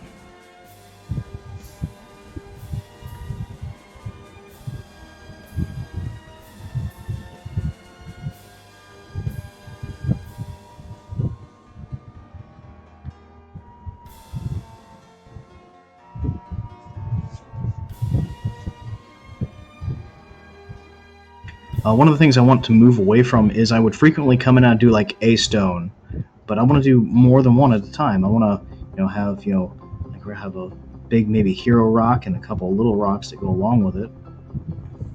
And to me, that looks a little nicer. And I'm also working on not always spacing my rubble out in the same way. A massive pile of rubble over here in the corner. Go back and darken that one up just a little bit.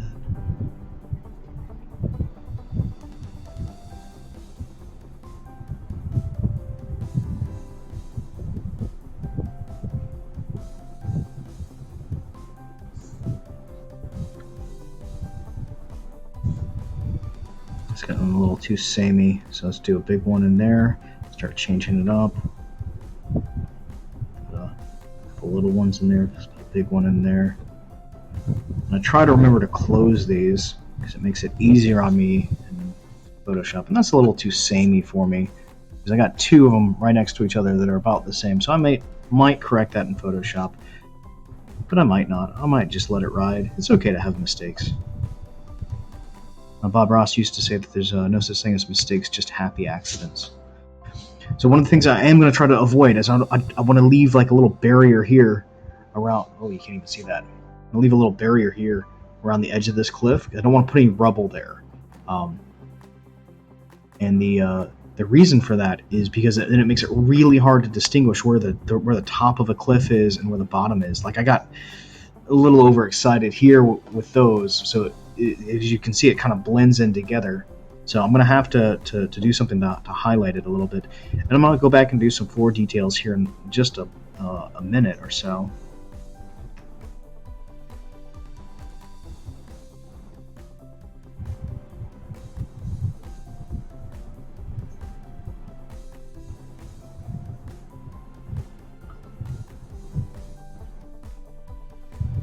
There we go.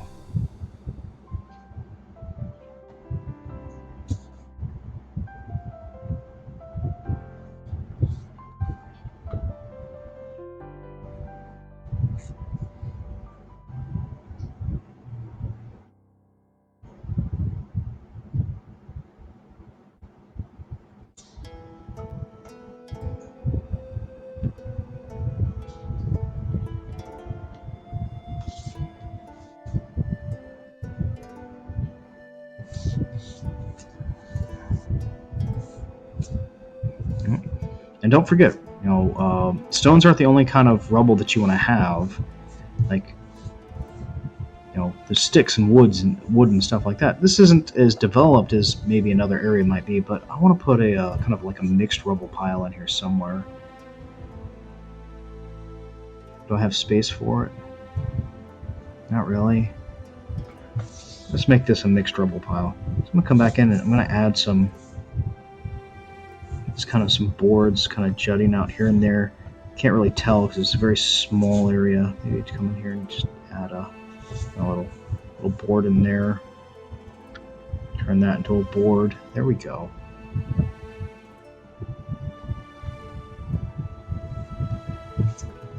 Add some just kind of schmutz sitting around.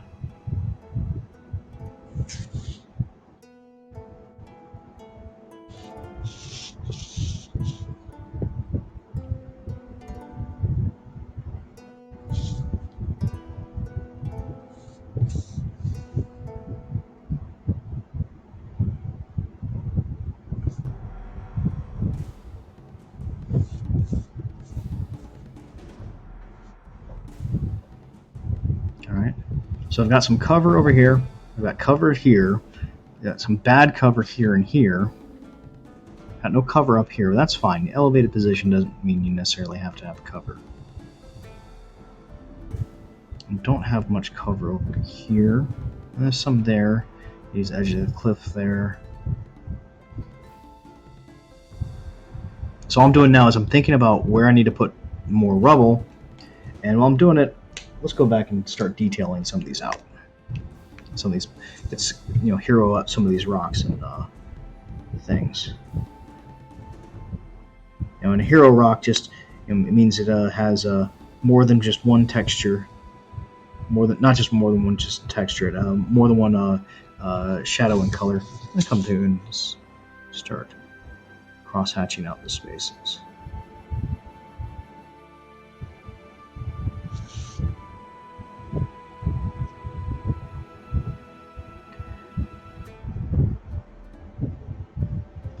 And there's if you don't know about them, and this is not like an advertisement or shout out. Well, it's a shout out, but it's not one that they have any knowledge of.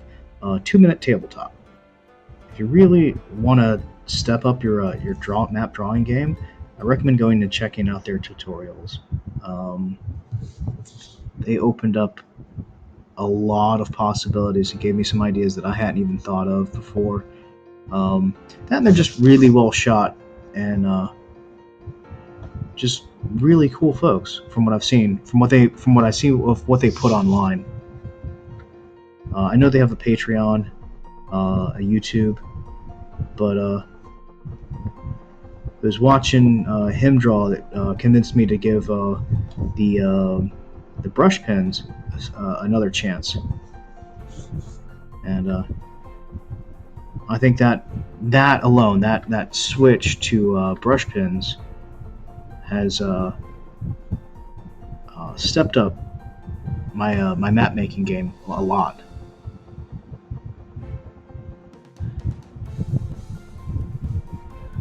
And I like to cross hatch here in between pieces of rubble. I'll do it some out here in the water too, because it kind of gives this almost like a dirty feel. And I'm doing it between these stalagmites. I almost got it wrong again. Stalactites hang tight. But it's not a word that I've used in conversation very much recently, until I started getting back into doing maps. I don't know very many people who say the word stalagmite or stalactite in regular conversation. Maybe you're one of those people. That's really cool that you have that kind of life. I think that's just kind of awesome that you're talking about caves. But there's a lot of stuff that you can look into on how caves form and where they go, and I don't know any of that. I create interesting shapes and hopefully, ideally, a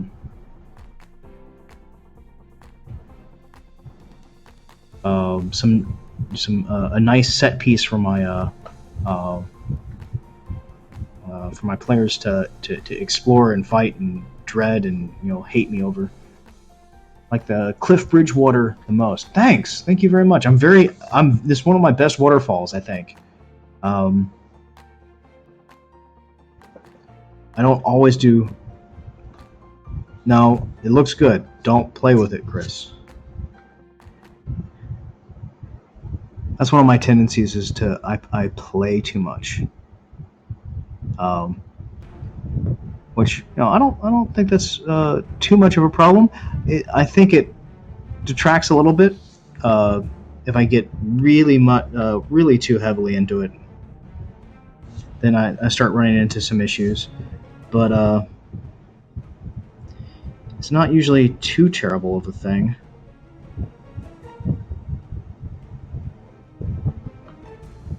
I find that people think my maps are very detailed, and mostly it's because I've lost track of what I was doing and just started playing with something.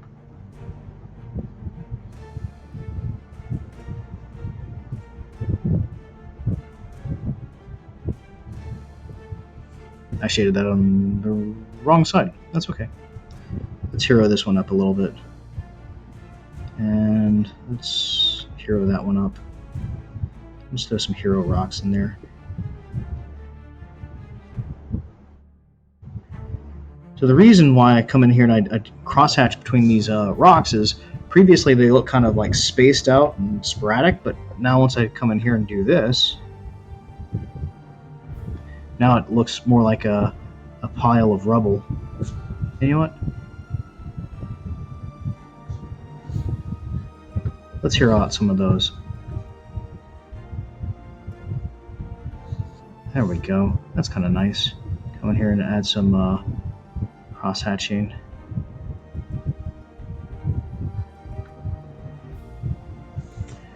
Add some water lines. This is the indication of where the current's running. And I use cross-hatching lines frequently to indicate changes in depth.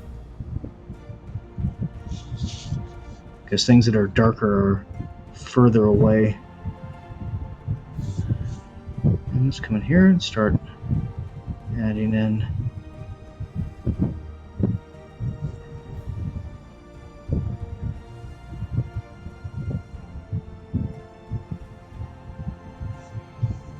I'm gonna add the rock in here. Let's go back in there and let's drop a rock, because that's a really open space, and I don't like having really open spaces. I like to fill them with stuff. There we go. Throw some river rocks in here.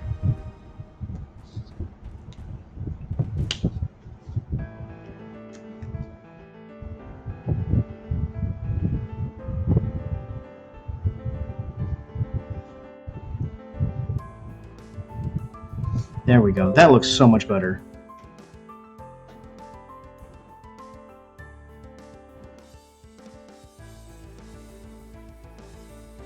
Yes, I think it looks better. I lost track of what I was doing. All right, I'm drawing in some water lines, and I'm cross hatching between these rocks. So I could like come in here and add some water lines, but I find that just adds so much clutter if I add water lines. Try to add water lines in between the rubble.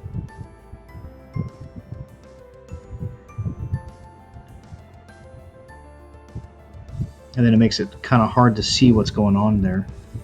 And as always, find the open space, find the open space, open space, open space, open space. Find the open space.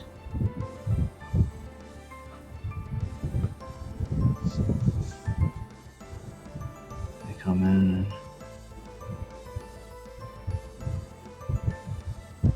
So I do my water lines around my cross hatching. Remember, that's overhanging, so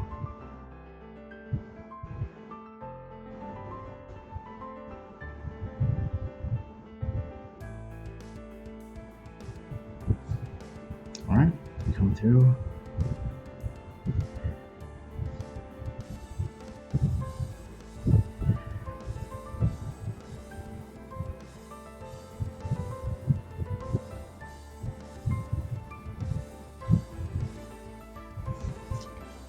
And there we go.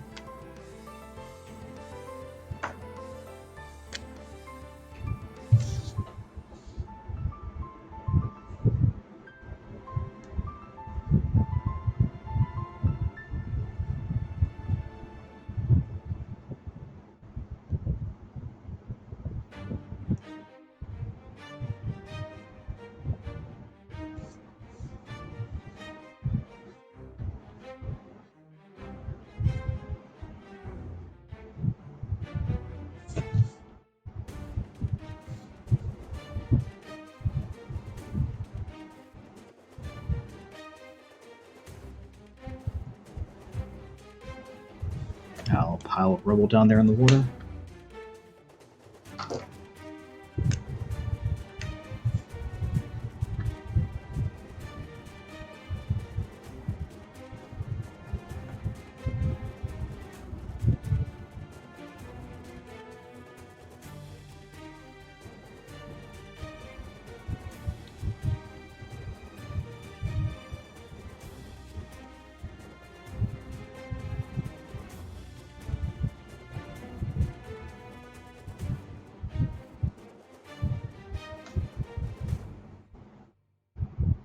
So I'll get water lines, some current indicators.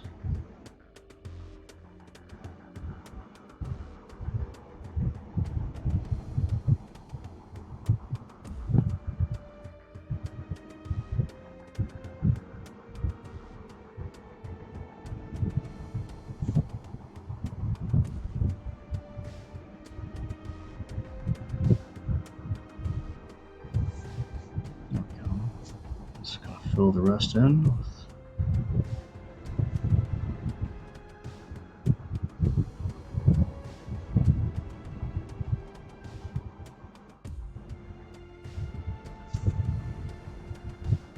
some stones and stuff below the surface of the water.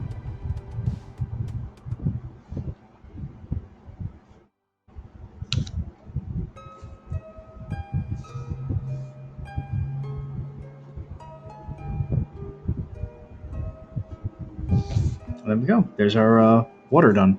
So let's do like these cliff fronts. One of the things I like to do with them is I like to come back and just kind of add a little scratchy kind of indicator right there, right behind the edge, just the edge of the cliff. Just come in and just scratch it up, because otherwise it starts looking a little bare. Add some texture and stuff to these stones up here.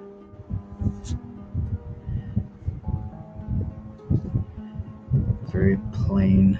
Just add some cross hatching, little dots and little indicators here and there.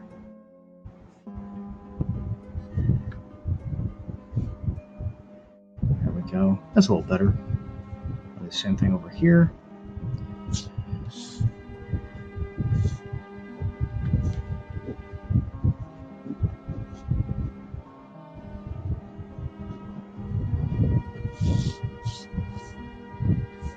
There's that. Let's do this one.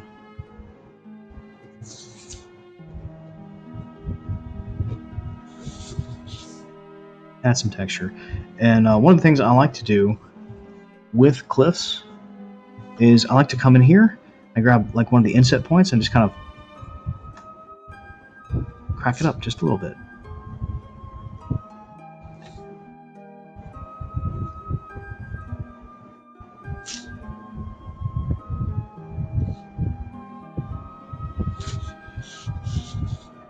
And then we can come back here, grab a couple of these little inset points that I got from my scratching, and just add a couple of little small cracks. Again, just grab it in, just yank, grab, and get a firm pull.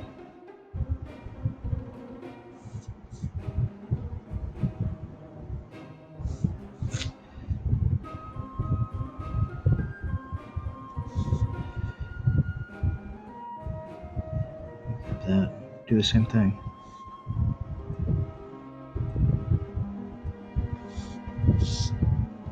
And it gives our floor some texture automatically without having to without having to get further into all kinds of stuff. And they don't have to be like smooth cracks. They can be very jagged, very kind of like all over the place. Just like put your pen down and just kind of let it drag. Add little lines in there.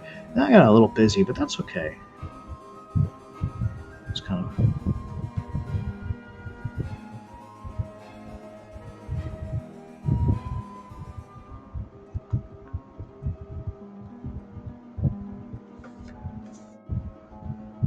getting a little much with it. That's okay.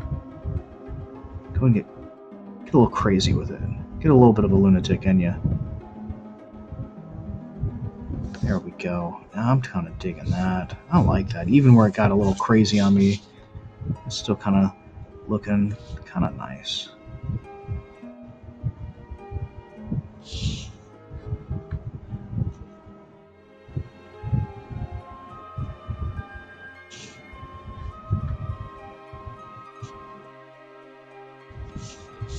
And I think some of the best stuff in here. And all I'm going to do is I'm going to cut through. I'm going to crack up some of these. Give a couple of these like a hard corner knocked off. And some of these I'm going to give like a little spider web corner. Little cracks, crevices, and just some details in here.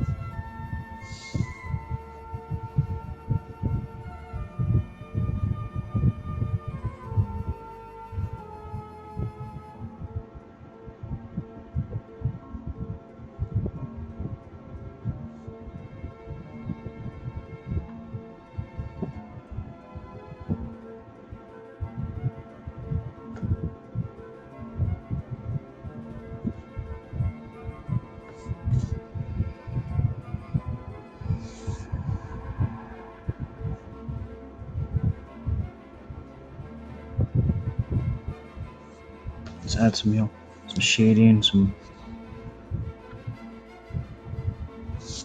cracks in here.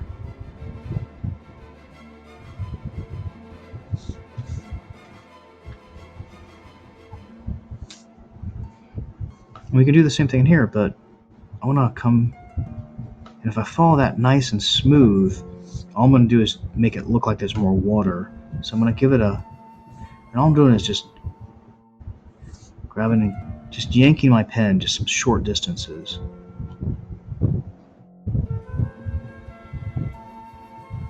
Just adding some texture to the floor.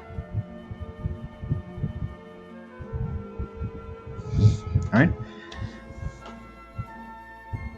And it's coming along pretty good. We've got a lot of open space here with no texture, and I don't like that. Keyframes. Basis, 2 areas, draw keyframes. There's curiosity. I have my notebook and sometimes draw keyframes. This is the most.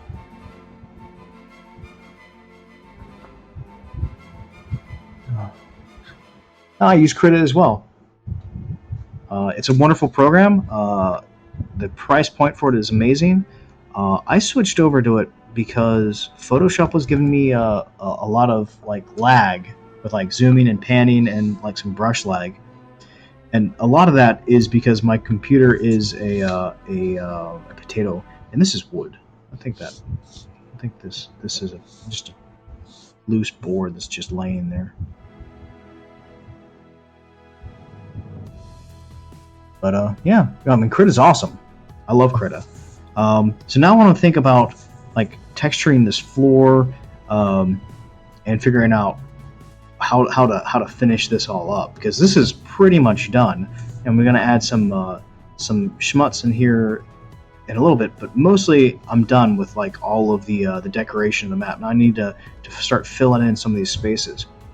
Now, one of the things I like to do is, see this thing here. This is a layer. This is like a slight elevation change. So I'm going to indicate it, and I follow it out with slightly smaller indicators.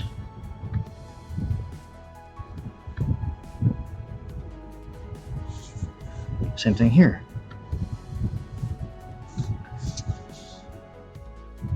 The same thing here. I'm going to follow this out. And the walls are usually a little higher, so I come in here, do a wide piece. And I don't want to come over these cracks so much. But by following that, I'm going to follow this now. So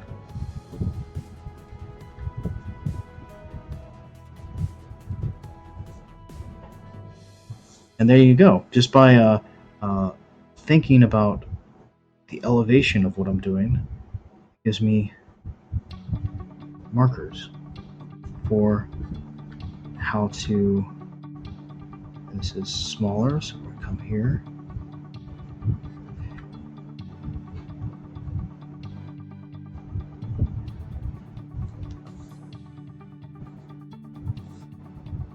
Yeah, and this to me is looking done.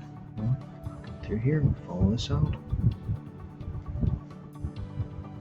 Alright, the only thing that's left is my favorite part.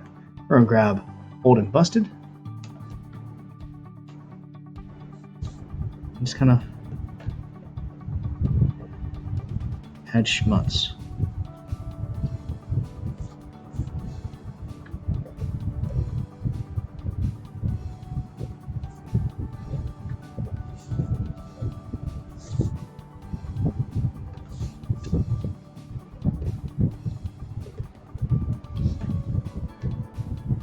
The smudge doesn't have to be like closed in.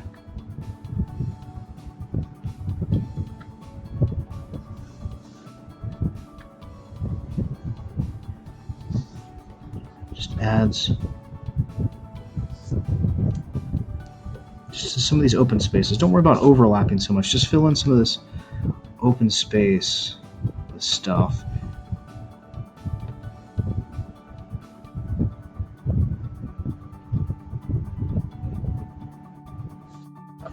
Start adding in just like patches of rubble and stuff. And some of this might not even scan, or it might not transfer. It might transfer broken. That's why I like this my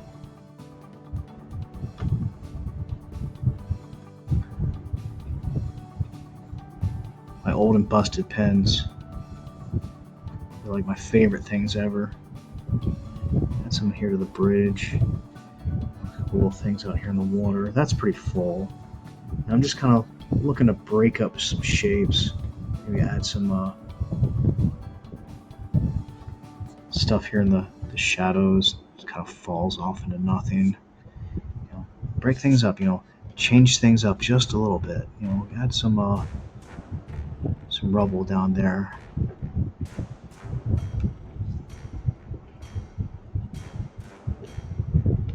All right. I think I'm pretty good with everything, aside from, of course, more cross-hatching. I like to come here and hit the walls in a couple places. Think about where darkness is, and I want to think about light. Oh, and color. I want some color in here. I'm gonna put some color.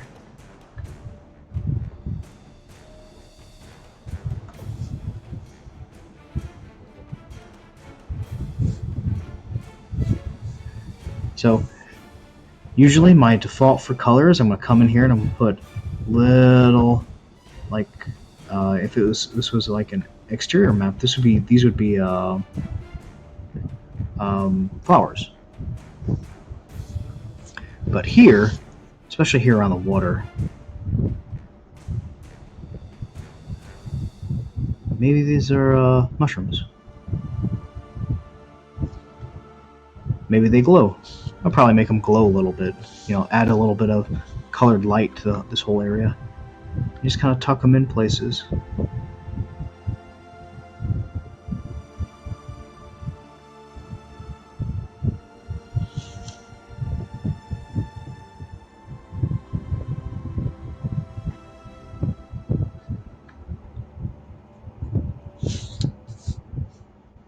here, there, and yonder.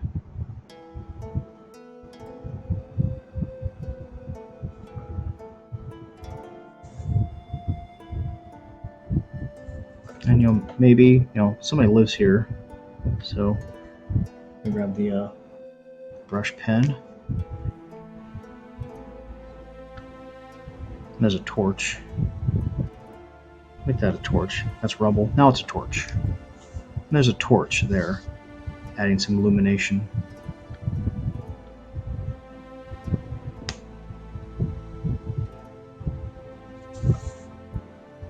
Let's put old burned out like scones right there.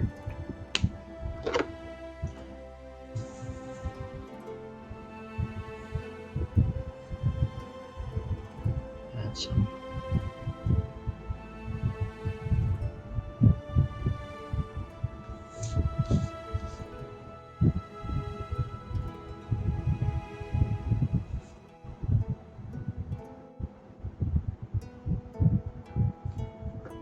And you can add these, anywhere. I mean, you could fill up your map with these.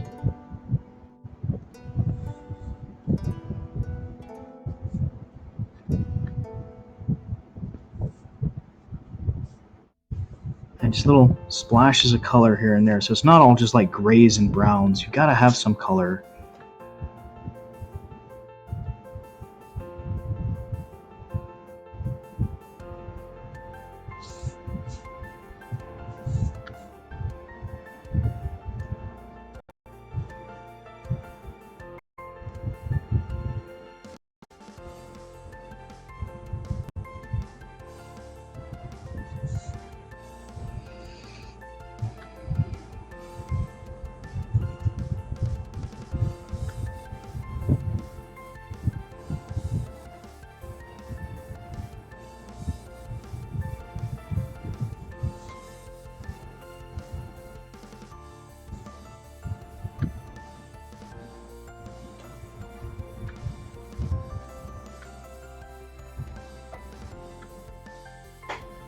I've got lanterns, 3 of them here, and a fallen one right there.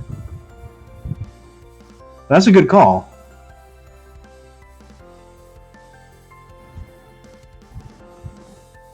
And let's put some fungus and color down in here. Yeah, that's good. All right, cool. So now let's go right back to old and busted. I want to use soft old and busted. Let's play around with this one some. Let's use up some more of the ink in here until this one's like really, really busted. It's kind of some shapes in here, some colors, maybe some just lines here and there.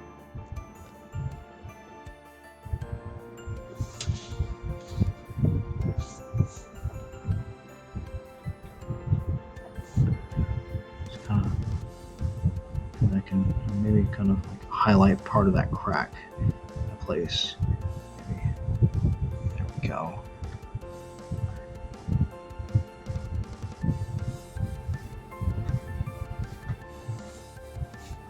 That part of this crack.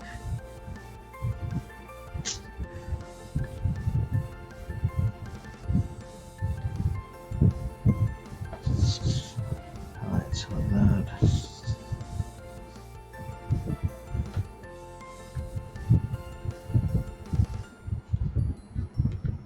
There's no wrong answer when it comes to this. Okay, and we're gonna come back here, and because I just spotted an entire section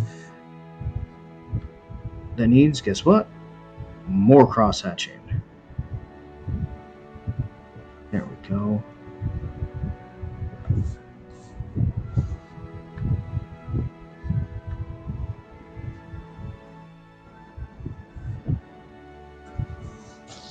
I didn't really cross-hatch these cliffs. I got a little carried away with other things at the time. Let's add some cross-hatching in here. There. Underneath. some in here. Let's do some right in here.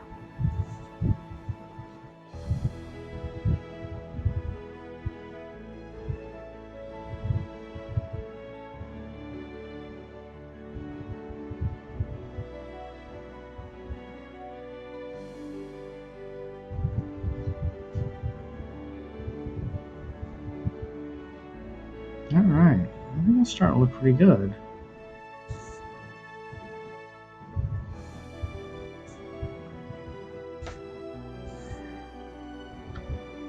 Check the walls, make sure we don't have massive eye-catching open spaces. There's always going to be some. There's always something that I'm forgetting to do.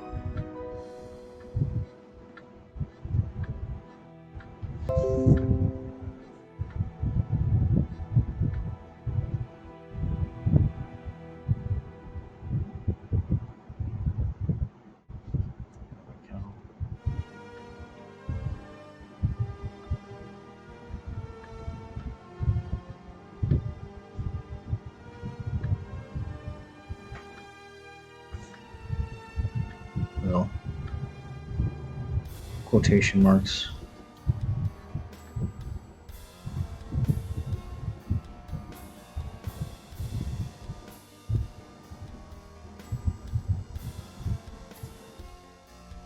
Starting to play.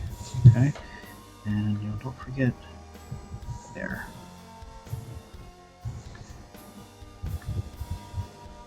And there we go. Looks like I've got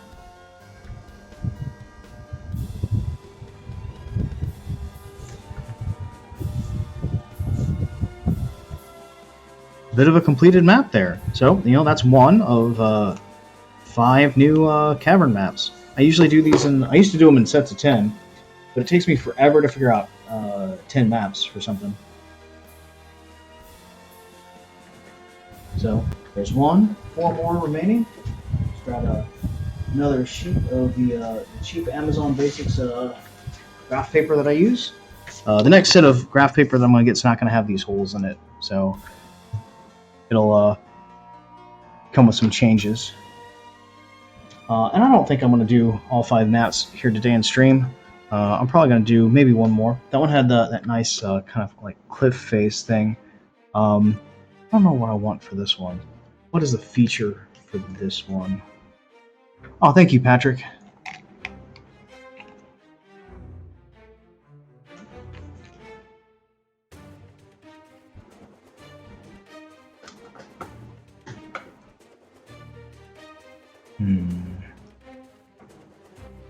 What is the feature for this one?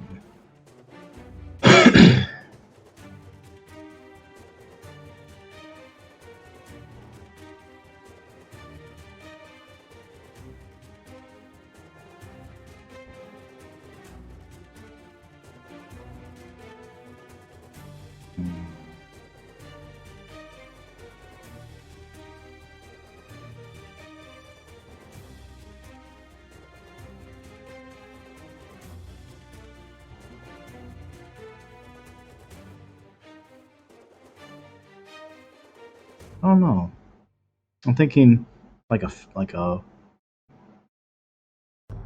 I listen to a little bit of everything. I've got some music going on in the background. Hopefully, it's you can hear it. It's filling in some of that open space. I like a lot of rock and roll, country western, jazz, bluegrass, some rap, punk. My wife is major into K-pop. There's a bridge. Let's do.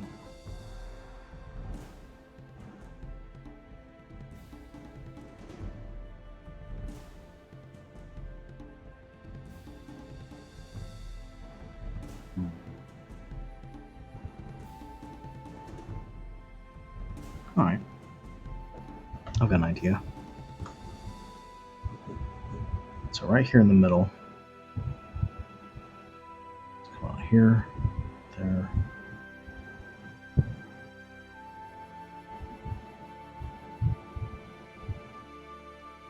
bit of a sacrificial slab thing. Come out one.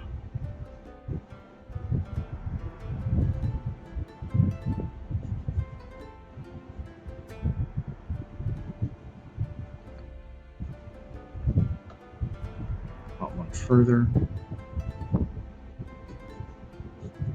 Do kind of like this sort of like eldritch kind of temple thing like that. I'll put it here on the centerpieces here. Kind of giving you a general idea of where these pillars are.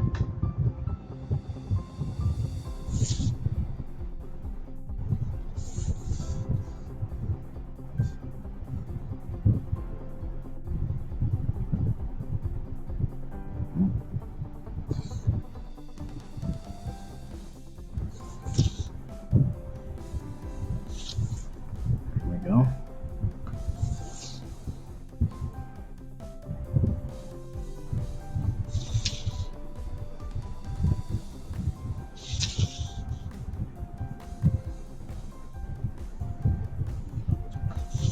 My way of faking the circle.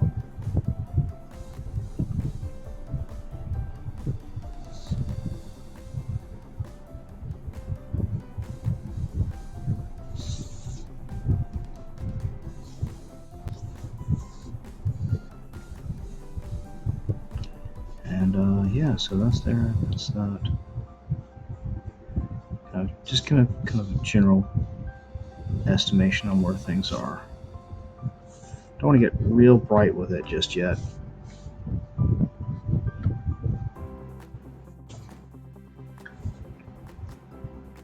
Right. This is going to be on an elevated sort of thing here.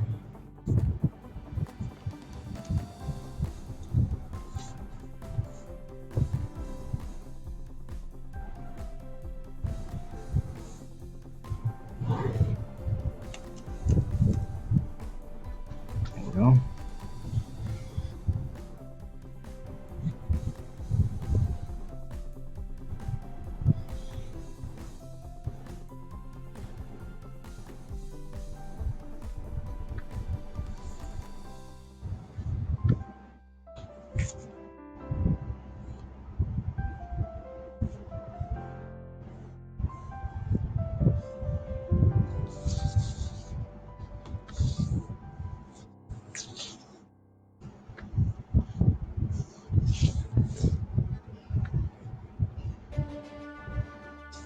And since it's a feature, it gets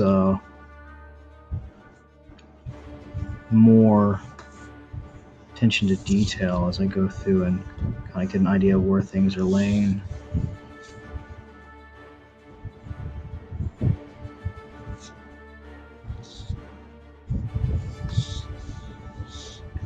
Kind of giving the height indicators all the way around already. So I kind of want it to spiral up. So if you see, I'm just gonna make a spiral with this. This is gonna be a very large, like cliffy area in the middle of this cavern. Have that one terminate right about there.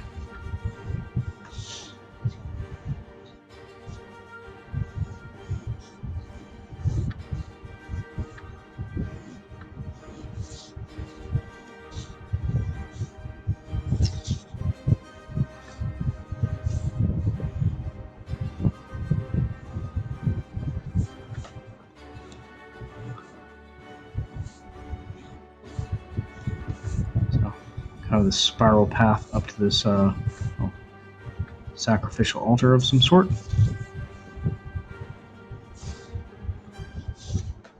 Maybe this would be a dramatic task, you know. Though it's a dramatic task, I don't need a map for it.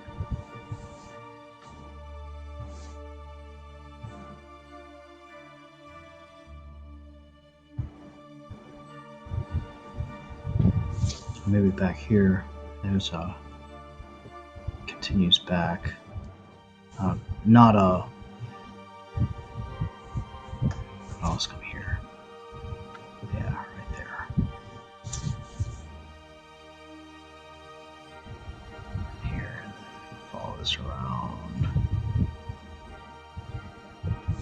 I'm going to add one more.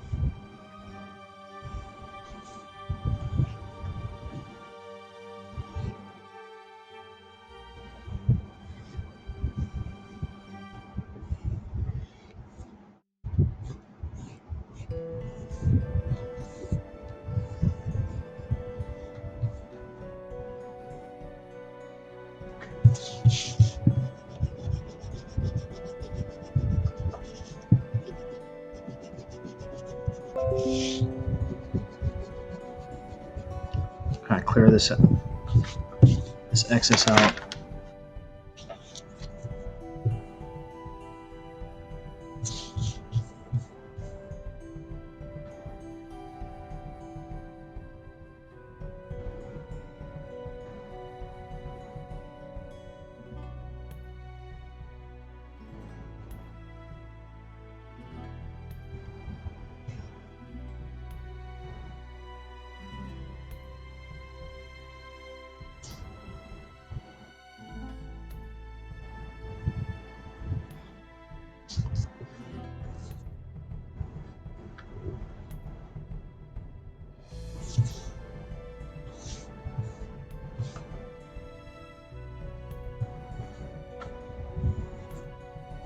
Let's get nuts with this.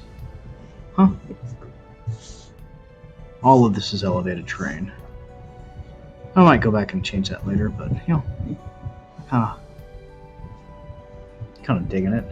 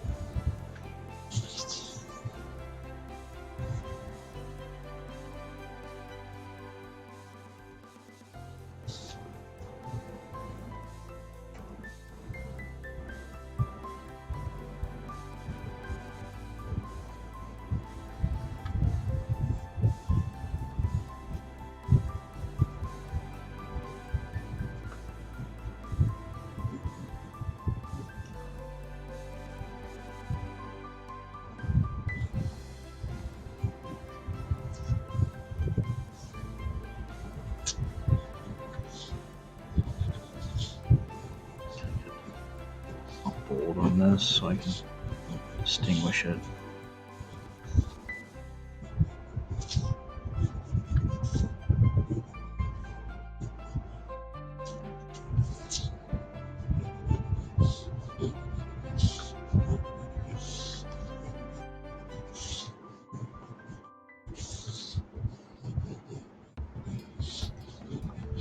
Both dark on it.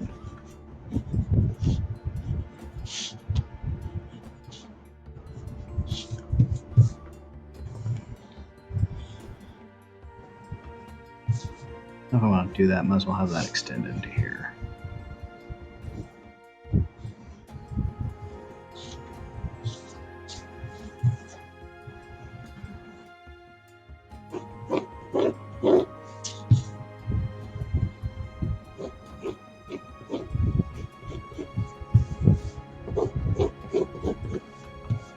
indicate where some light blocking layers are.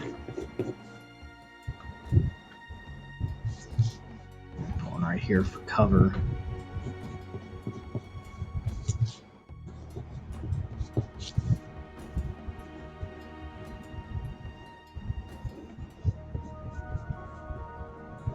Just a little bit.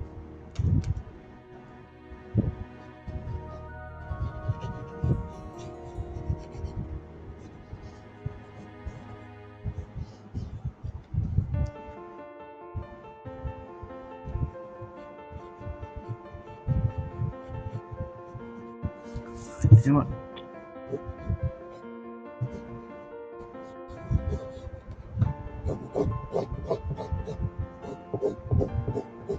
Put one right here in the middle.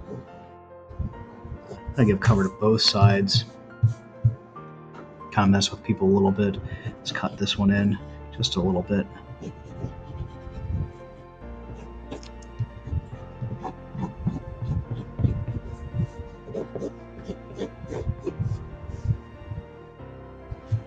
Do the same thing down in here. Let's cut one right in here. Ooh, it's not a map until I've broken at least a lead. There we go. This is the first one of this map.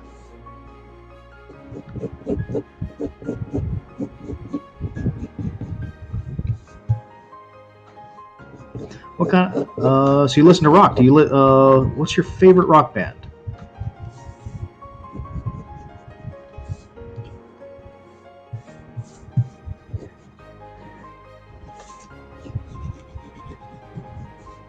Let's put a little pillar thing right here. Put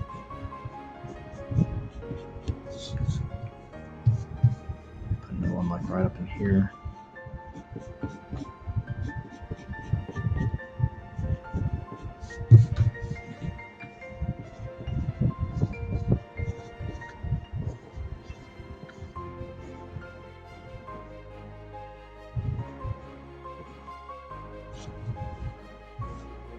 Go. And then down in here, we're going to throw some rubble. Maybe a big old pile of it down in here.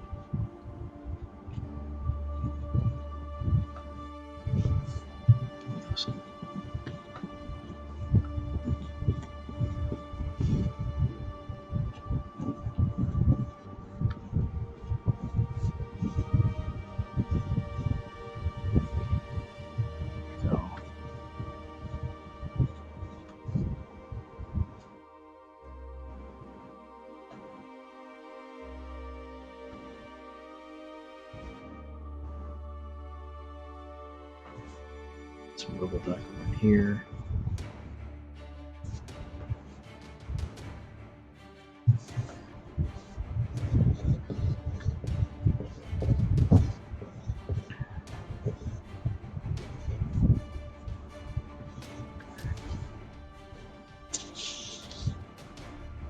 Let's go and do like some elevation rings.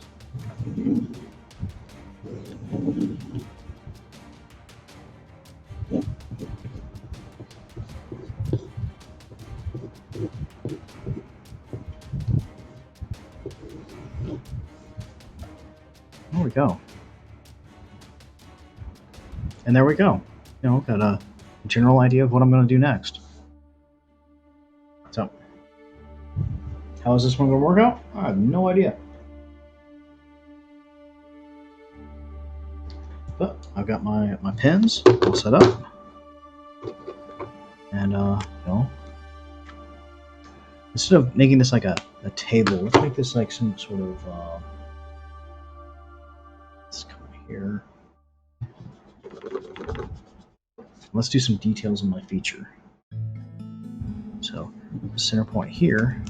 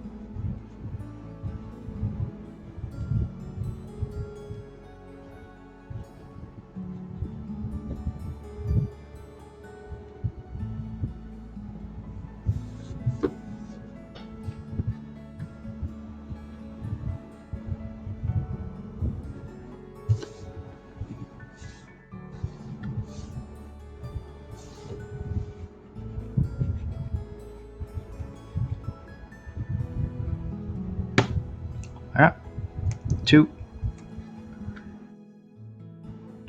Two breaks. Ha ha ha.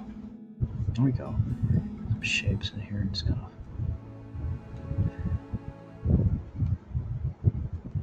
Squiggles. Yeah, that's gonna be cool.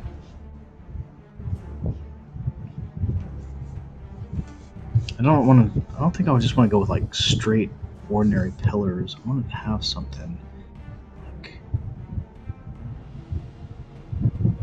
maybe have like that. I want them facing it, so.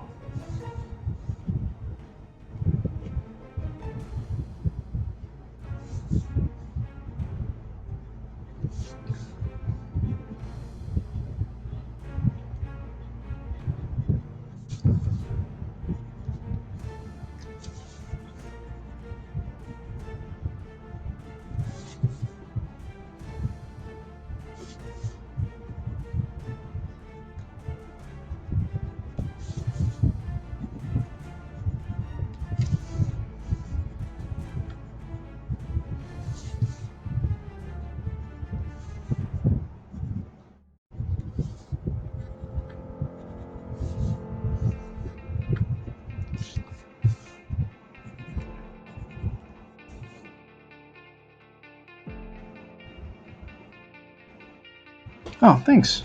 Thank you very much.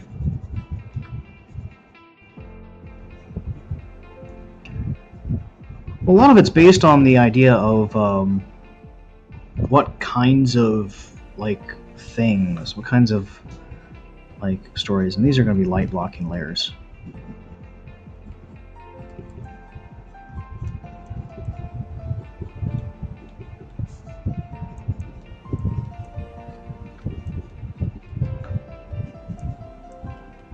What kinds of things that typically I do in a game, and disrupting horrible eldritch incantations and rituals is kind of par for the course for like fantasy gaming. The other one was a bridge. Bridges make wonderful choke points for fighting and stuff like that. So I might also do like a storage area down here, like where like a dragon's hoard of some sort that they can explore and encounter things in.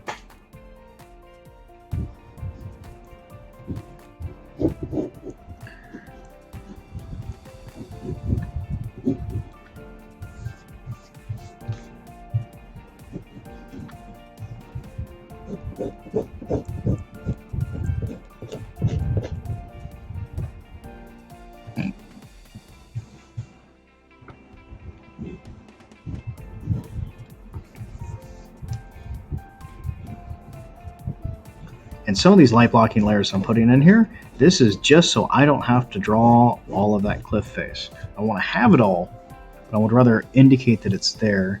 That's a little too round. So you add little juts here and there to break it up.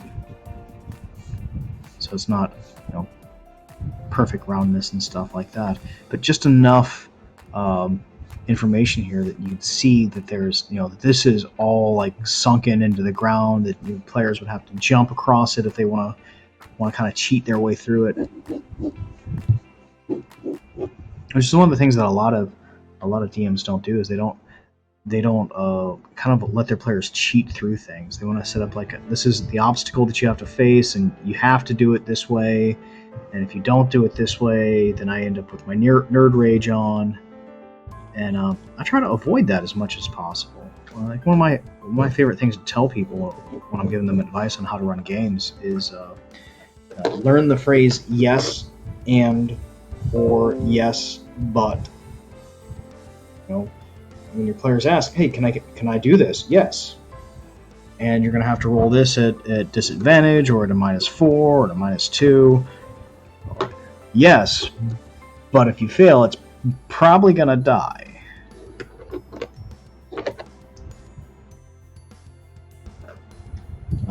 But some of that is because, for the most part, I really think that I've just been blessed with some amazing players over the years. All right, so I want to come in with my soft pen, and first thing I'm going to do is I'm going to do my light blocking layers. That's the first thing I'm going to do because I want them to be extra bold. There's a lot of detail and stuff going on in this map.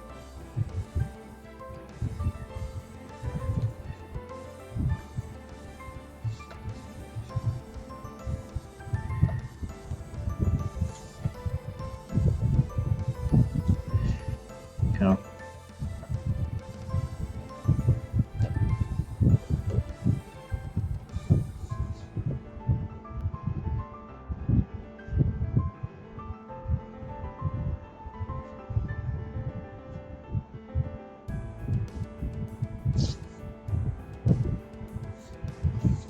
Some pretty hard lines on this.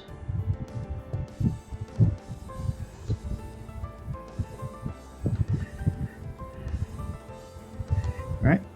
And the one thing I didn't do in the last map, and I need to remember to do, is, indicate where my name's going to go.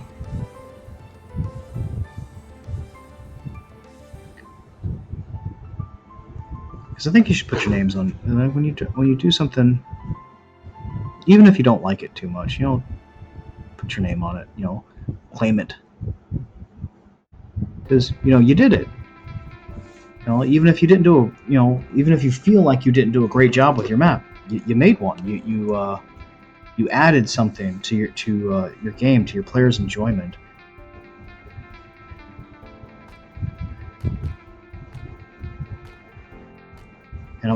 When I started out making maps, I was always so worried that my players would hate it.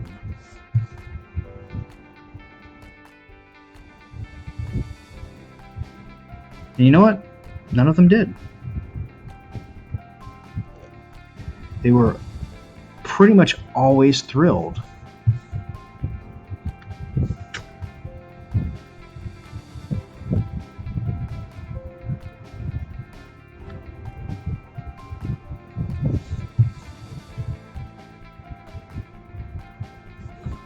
There's nothing quite like setting up a map on. I use virtual tabletops. I use Roll20. I might be trying Foundry here soon because I've heard good things about it. I'm just waiting for it to be. I guess to get. I don't know what I'm waiting for with that because I've heard really good stuff about it online. But I've used Roll20 for so many years that it's just kind of second nature to me to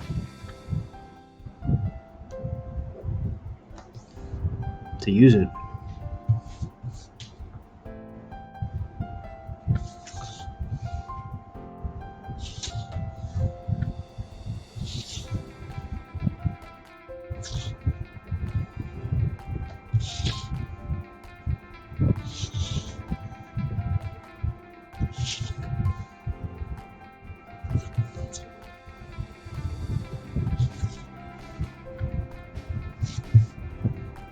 This is one of the things I love about the brush pens is I can get this really thick line out of it. I laying it partially on its side and using fair pressure. But I'm also going to be able to get some fine lines in here in a little bit by standing it upright a little bit more. I'm just going to come through and do these kind of little boop, boop. Alright. And I'm going to use, instead of trying to do this with the brush, I'm going to use my pen.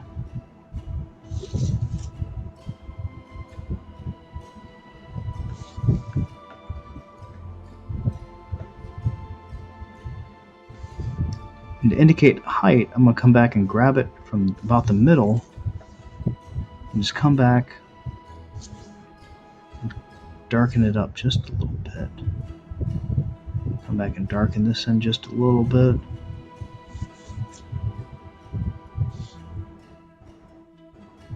There we go. And there's some squiggle writing and stuff on each face.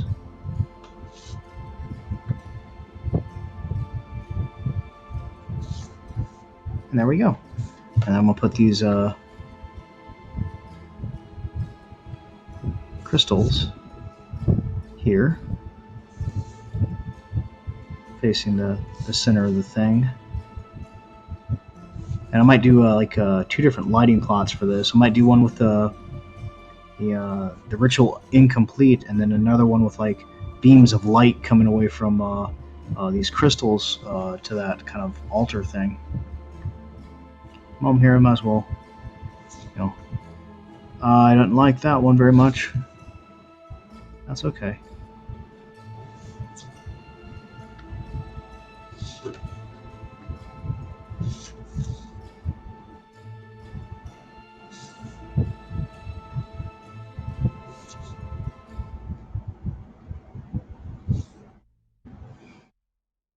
Just come and do that. Let's go ahead and knock these out, because there's not a whole lot left to do with the light blocking layer aside from crosshatch it. And I shouldn't have shaded them like I am. I'm running into some issues seeing where I'm supposed to be putting things here on the inside. That's okay though.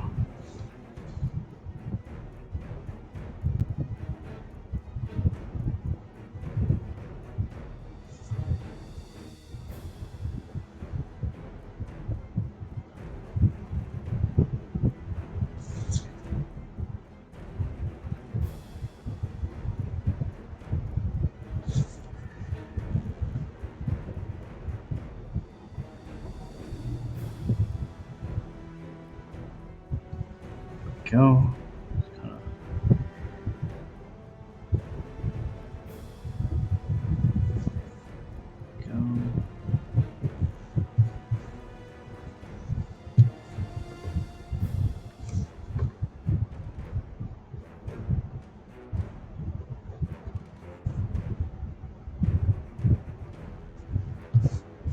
Just come through it.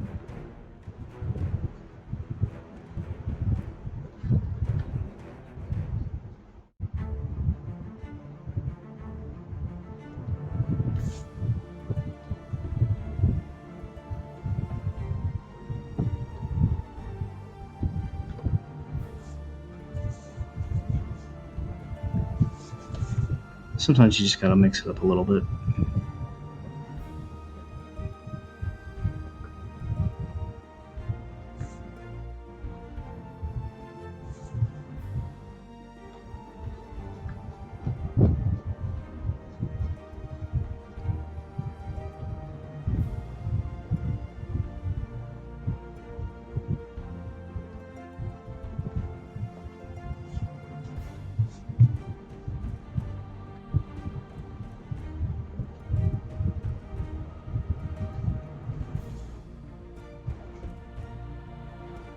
I don't know when I plan the next live.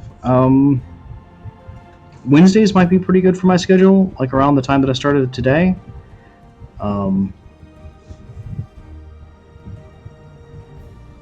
But I work for a shipping company, and we're in the middle of peak season now, so a lot of it's going to be based on when I get home from work at night and how just worn out I am. I also do occasionally have insomnia. Like I have a form of maintenance insomnia, so I sleep for like 3 or 4 hours at a time, and then I wake up, and then I need to break up my night with some additional sleep later on, which makes streaming a little difficult. But I'll try for. Am I getting way off the page? No, I'm not getting way off the page. Excellent. We'll probably try for next Wednesday. Try to make it a more regular thing.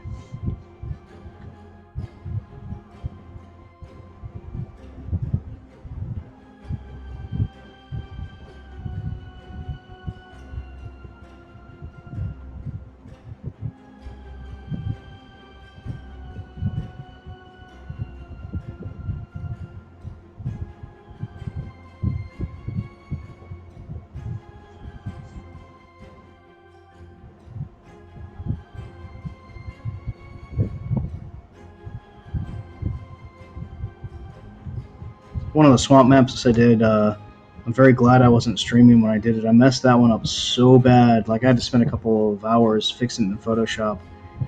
And it's not, that I dislike the idea of messing things up on camera. It's that it really just like triggered all of my anxiety, and I was not a happy camper. I kind of forced myself to finish that one. It looked good once I fixed it, but like I know exactly where all those mistakes were, so I hate looking at that map now. But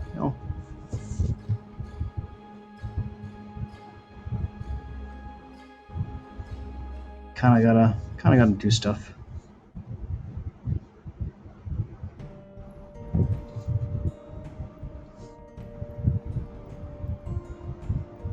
Oh, I'm not liking this one as much. Put that one there.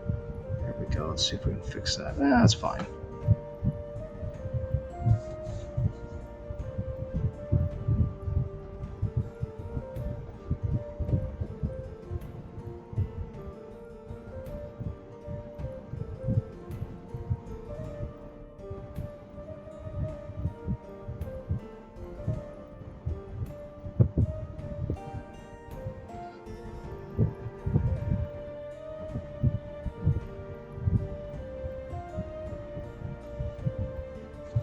But yeah, I'll plan for next Wednesday. I'll try to get back on.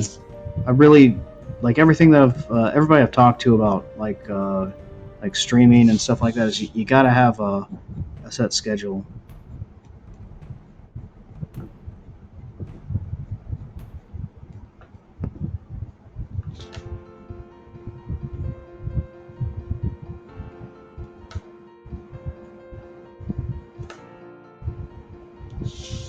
There we go.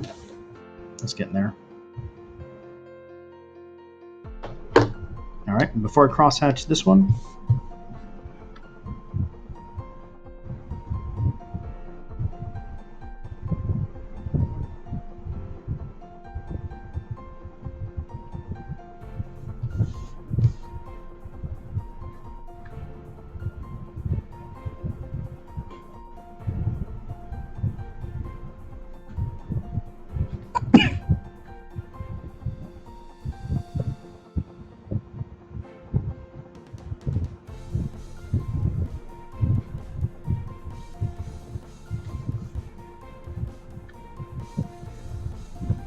there we go.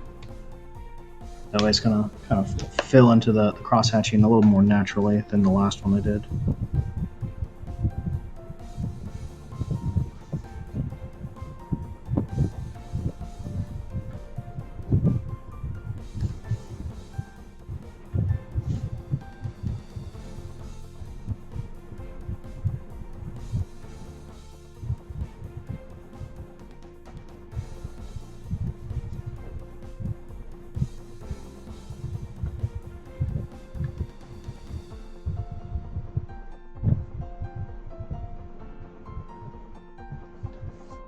And there we go. So I've got my light blocking layers kind of set up, and I'm going to go back and do my sort of edge layers, my cliff facing layers. All right, let's do this one first. So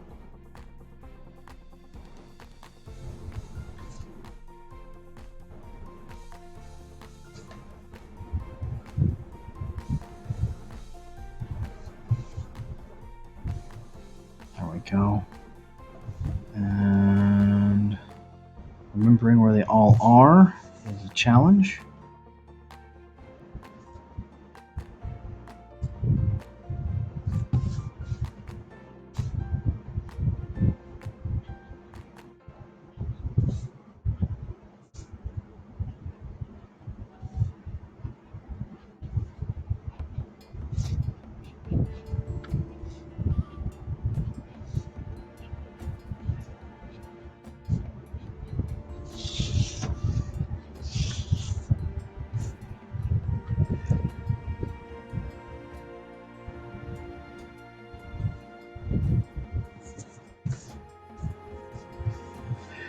Okay. So there's that one. I'm going to let's start this one tapering right around there. So nice and thin. Get it a little thicker, and then come on. Boom.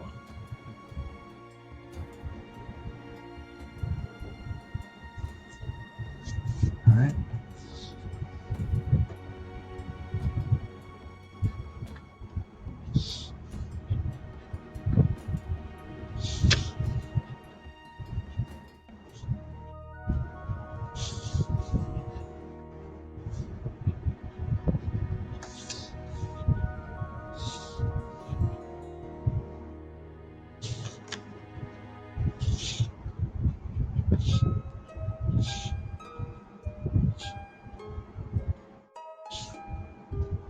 There we go.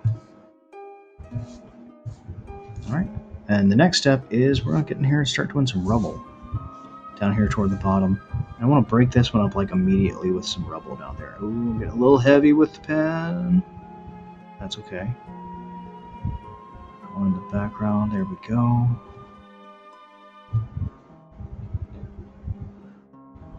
Get a little really square with some of my rubble. I'm not certain how much I like that too much. Close these edges up, Chris. There we go.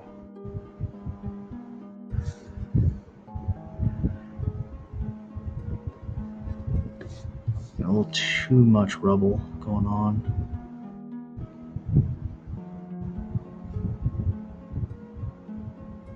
I know, can't have too much rubble. What am I talking about?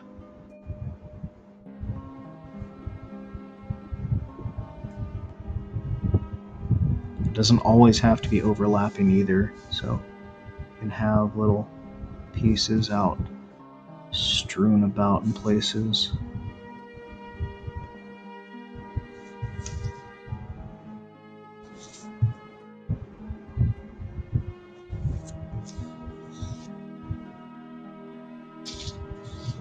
There we go. There's some rubble out in there, and let's do my rubble for down here. I'm going to do a big pile down here. Come on. Go.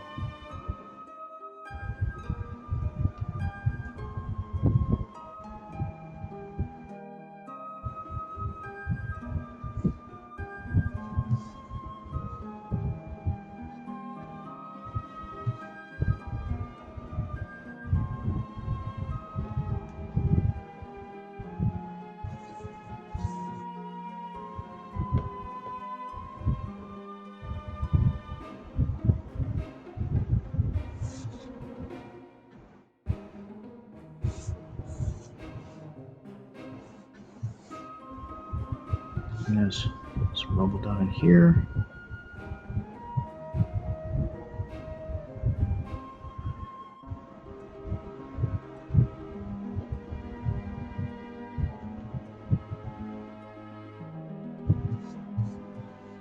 It's very irregular. There we go. Let's break that up just a little bit. There we go.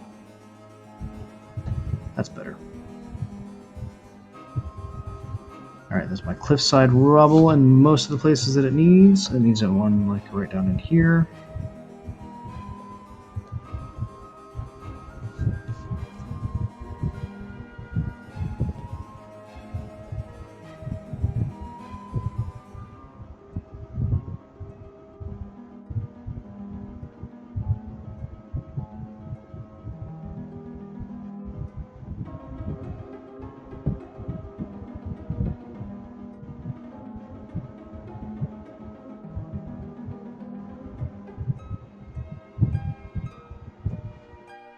Go.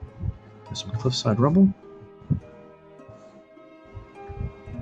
And let's start working on the lower edges of stuff.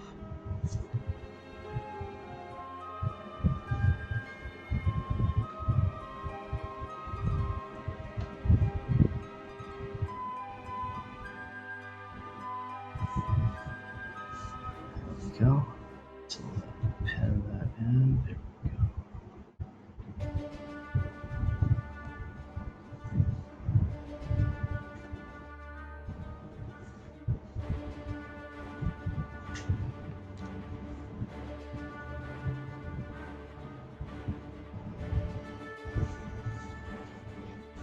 Go. there's that, and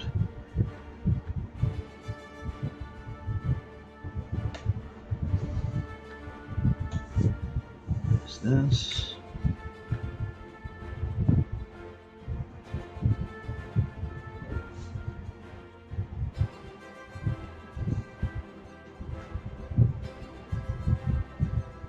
Go. And here.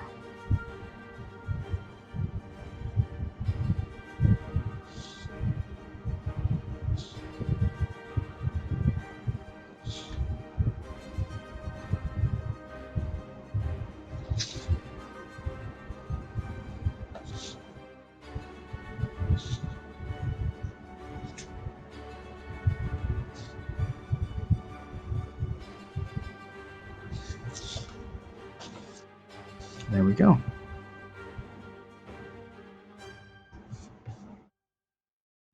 All right. So we're getting there.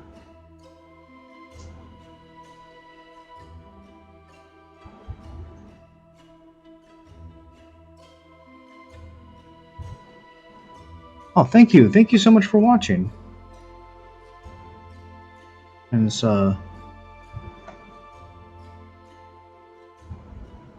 yeah, it's the reason why I'm doing this, is so people can be entertained by my antics.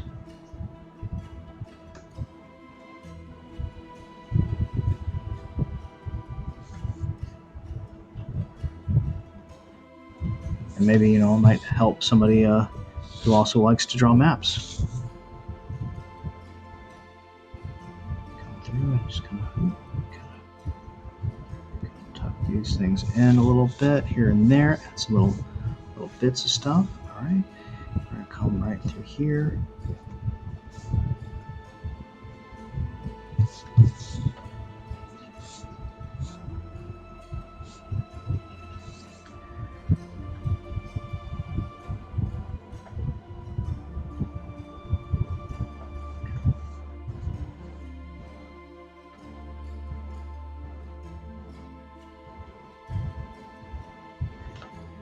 I don't want people to feel like they're obligated to come watch every stream.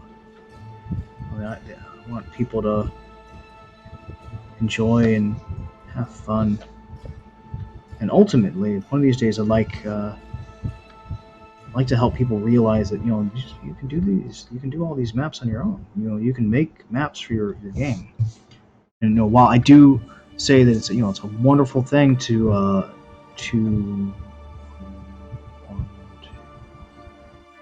support,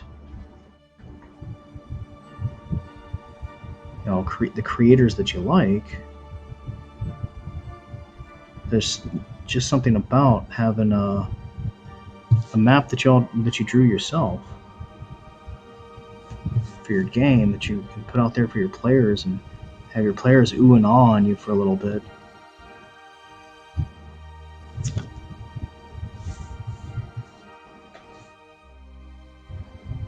Two, and this third one's right here.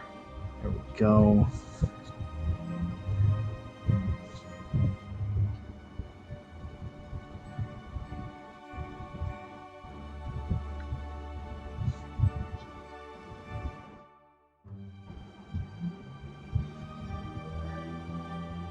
One, two, through here.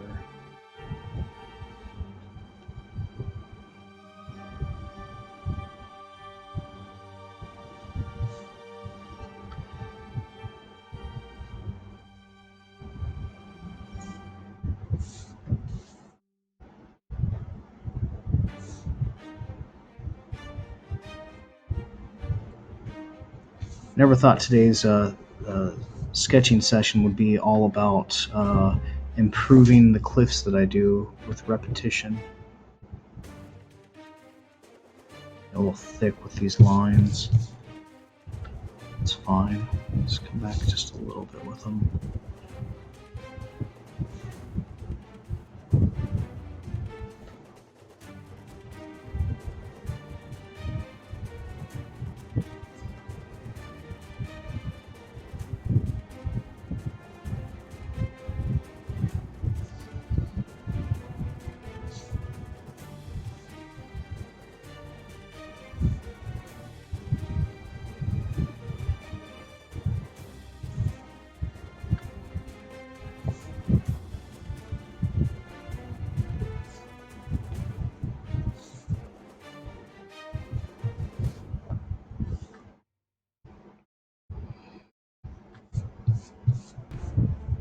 that one's starting to come together. Let's see. So, all right. So, start this one in that rock. Right there. There we go.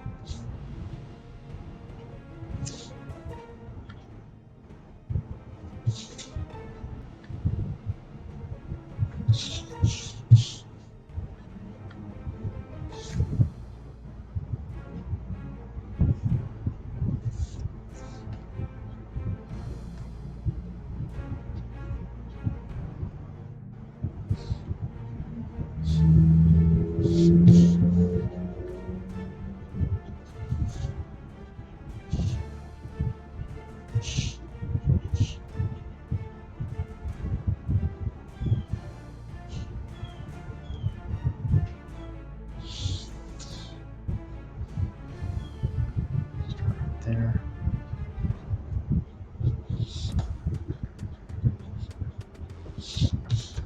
Well, let's go a little nuts with it, huh?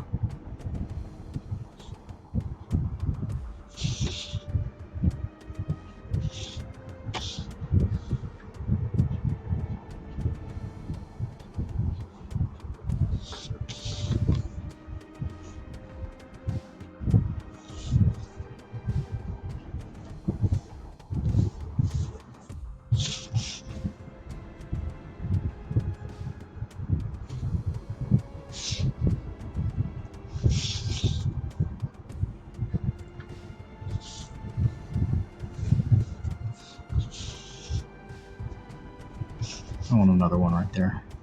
Doesn't really fit, but that's okay. So that's just a lot of open space right there. That looks a little better. There's more right here. At least one more right here.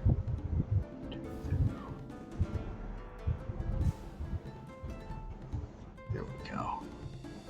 There we go. There's my cliff faces.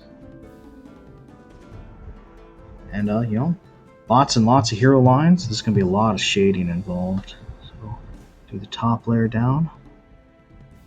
Here, there, there, then kind of there. This one's just going to kind of go there. Just kind of chuck that one in there somewhere, and I'm going to come down here and there, there, there, there, there, there, there. Let's not do this.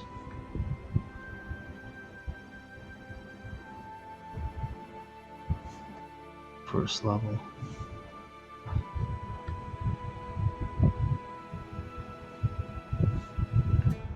Just continuously to spin the map. So it's, you know, in a lot of places it's really not as jagged or as rough as I would like it to be, but that's okay.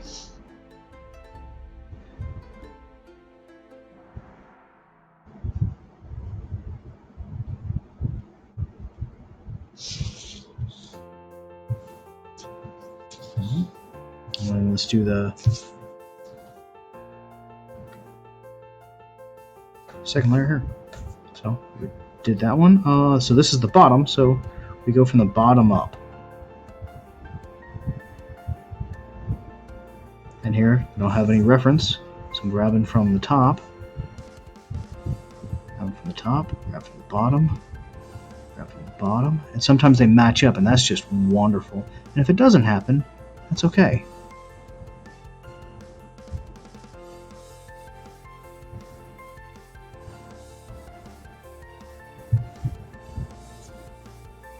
And from here, you grab from anywhere that works. There you go. Grab from the top, grab from the bottom.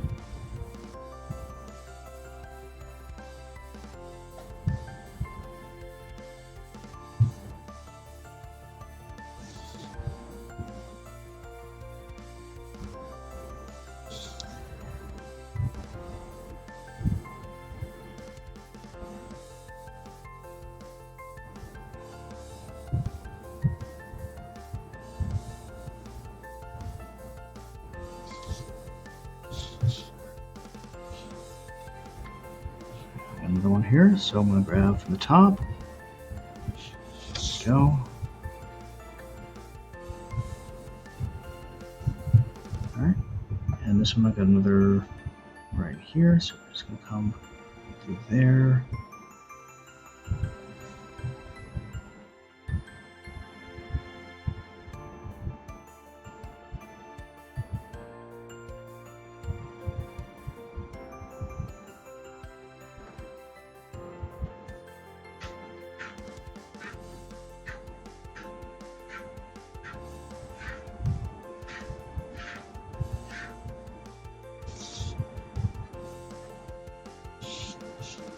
I should have just ignored that one. That's okay.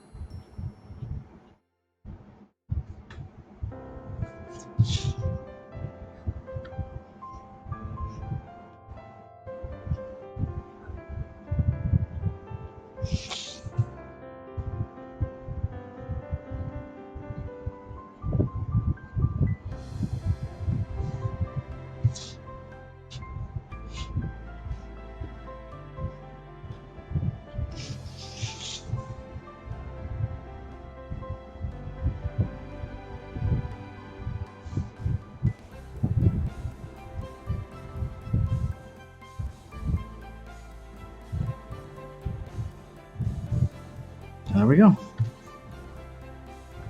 So what's probably going to happen is I'm probably going to forget a couple of these. That's okay. Got to remember to do all the things. Let's do this layer first. Let's do it from the bottom up this time. So from the top down.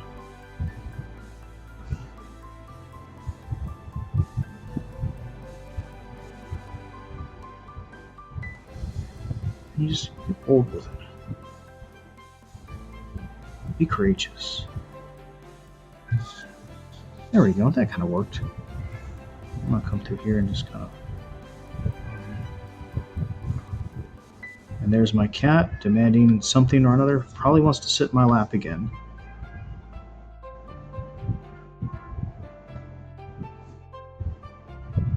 He is such a scaredy cat, anxiety-ridden animal sometimes. So I'm probably going to finish doing these cliffs and take care of my cat.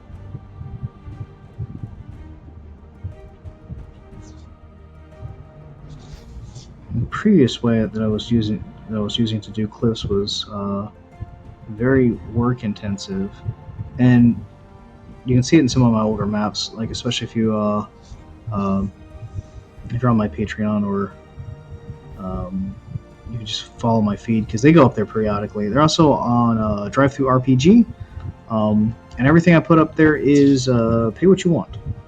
So, while I have monetized my hobby, I'm not worried about trying to make a living off of it or anything like that. That's why I have a job. And that's not to say anything negative about people who, that monetizing their hobbies is their job. I'm just not in that kind of skill level, I don't think.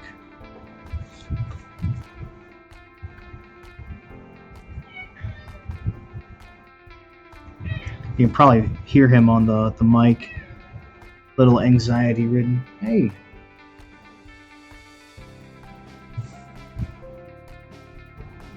Mom will be home from work at the same time she is every day.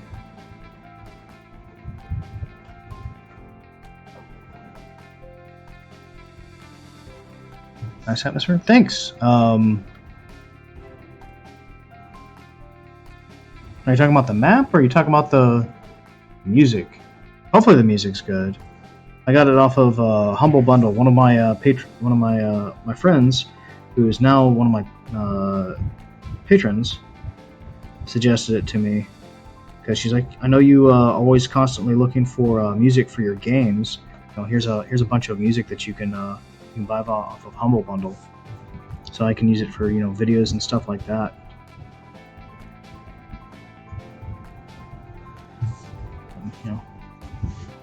Stuff and schmucks.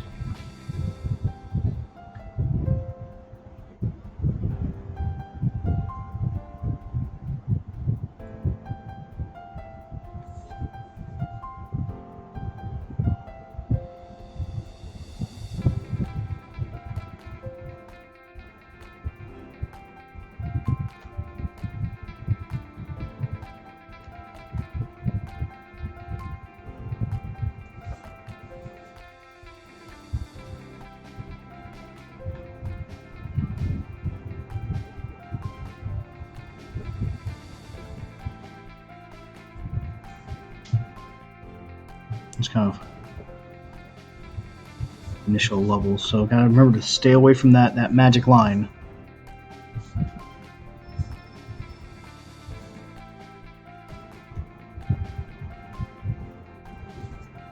I like that. That kind of fills that in nicely.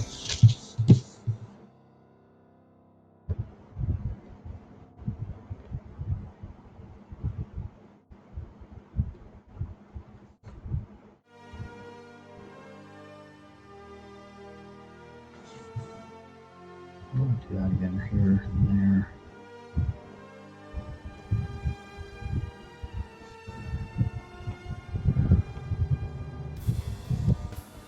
I haven't put rubble mid-cliff before. I'm kind of digging it.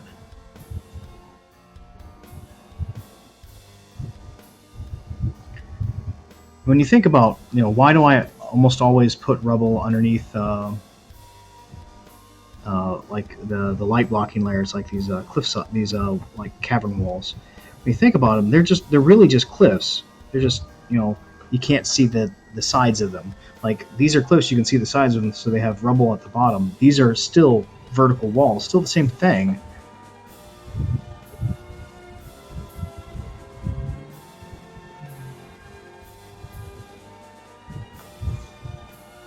But you can't quite see it. That, and there's, corners attract stuff. Corners attract trash.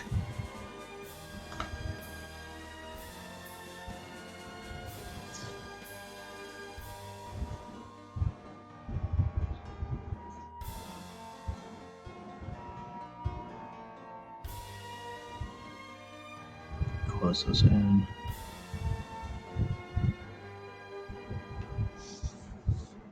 A little too regular. There we go. Change that up just a little bit.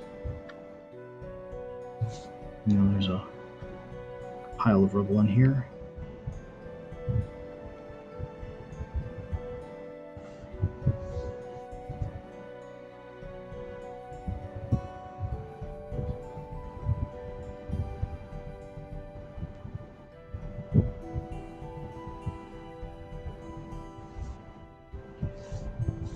Just add a little.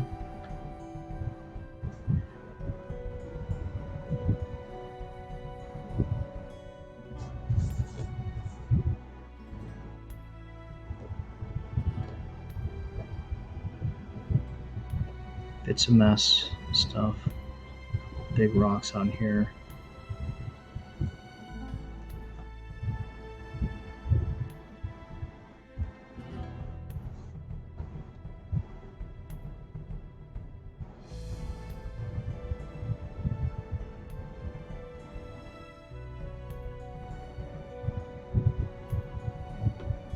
I don't know what that was. That was a piece of dirt that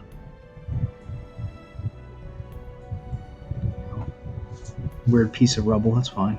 It's too much of a straight line. Let's break that up just a little bit.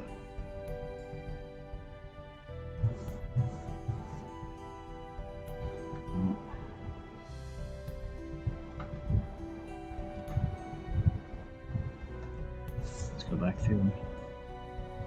Just in a couple spaces.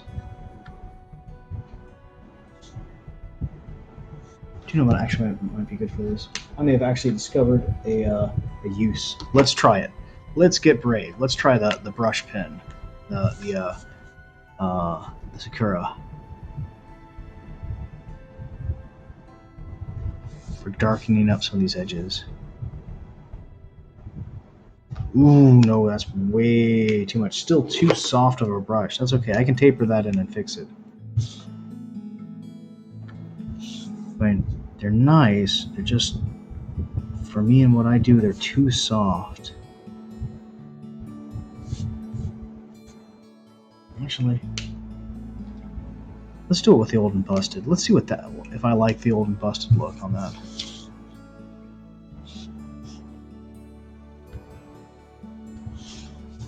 Oh, thank you.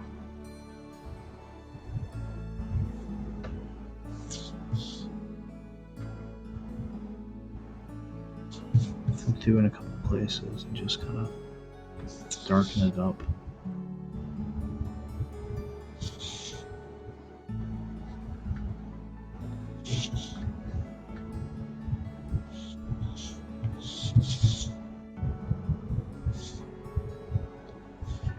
Just use up my my pen a little bit more. Make it a little bit more more busted. There we go. And what I'm going to do is I'm going to stick with the old and busted for a little bit. I'm going to put in just some rubble in here. Just use it up just a little bit more than I have been. No sense on using up the new hotness as much. Get some practice with trying to work on some of these finer lines.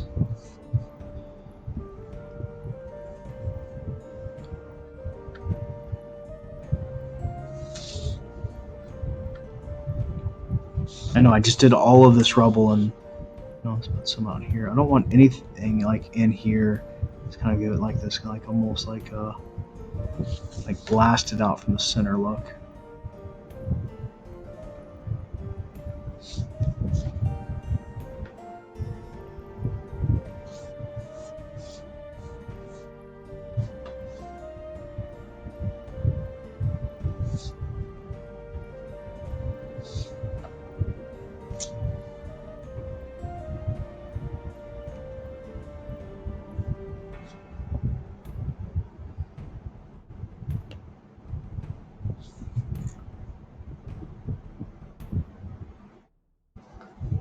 That was kind of neat.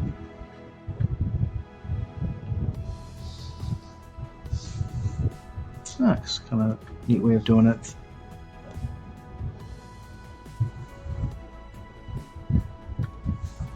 All right, we've got that put together, and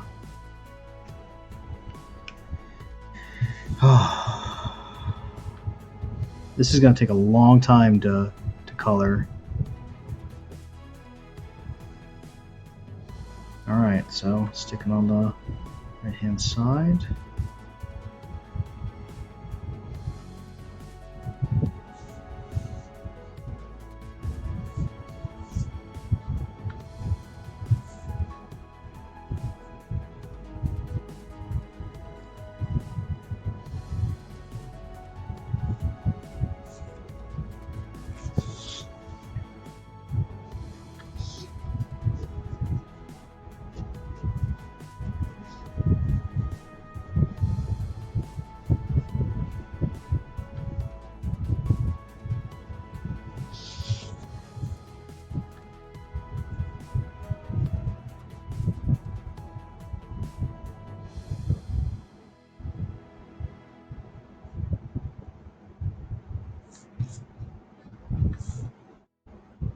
This is going to be intense to shade.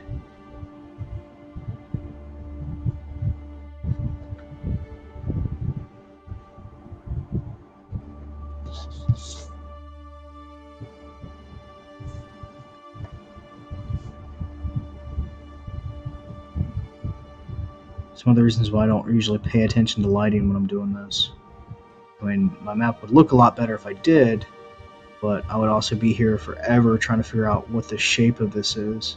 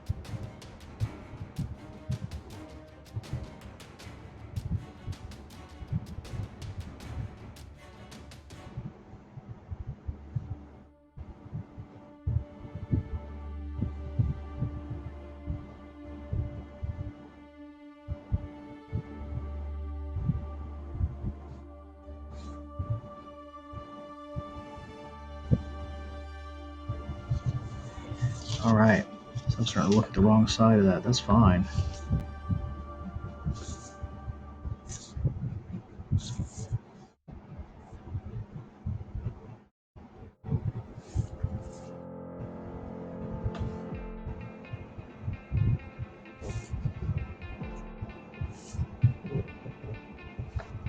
There we go.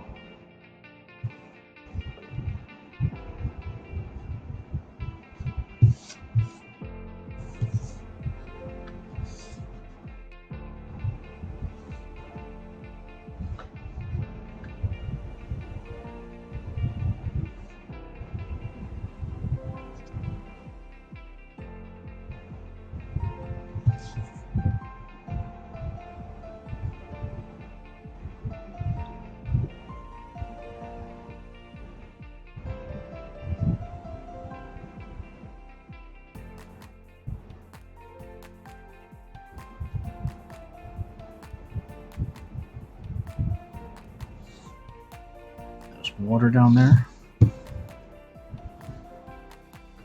No, it's water, not lava, because I do lava a little differently. Maybe I could have done it as lava. That would have been kind of cool for this map.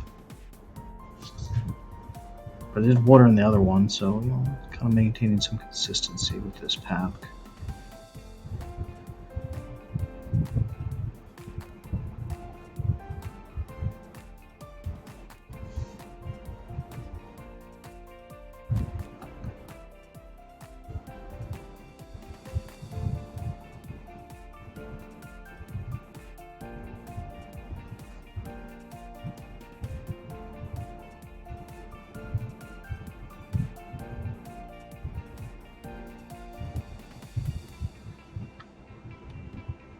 Alright, I'm starting to lose track of where I am and where I'm going. So let's do it this way. Let's do it in the strat.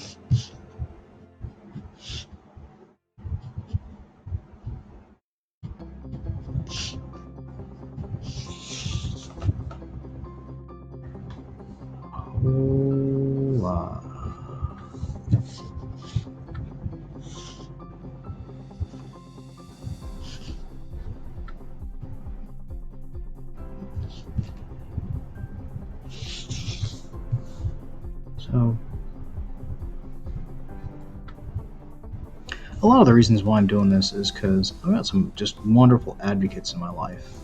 There's people that they see what I'm doing and they're like, "Oh, this is just amazing." They talk me up to myself. You know, that makes me wonder sometimes. Am I being enough of an advocate for my friends? You know, and sometimes yes, sometimes no. But it's really nice to have somebody in your life that you can count on to say positive things to you. It just kind of makes everything better. There we go. Which is the hardest part of drawing maps? Oh.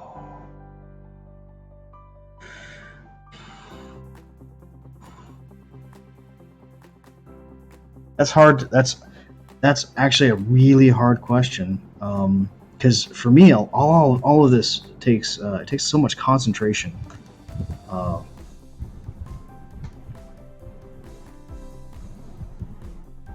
the hardest part of drawing maps for me, I don't know.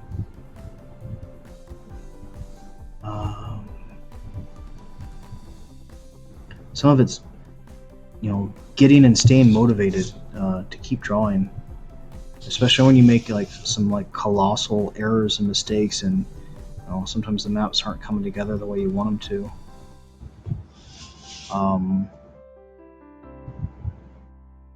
Color is always a big trouble, some trouble for me. My maps have a tendency to lean towards very grayscale, very flat browns and stuff like that. And some of that's because I really like brown colors. Varying variations and lines so that everything doesn't look the same is another one for me. I have a tendency to make most of my rubble patches look very similar, and I have to go back and consciously make the effort to change that.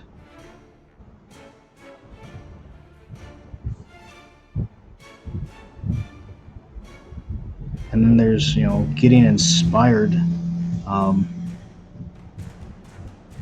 so that everything doesn't always look the same.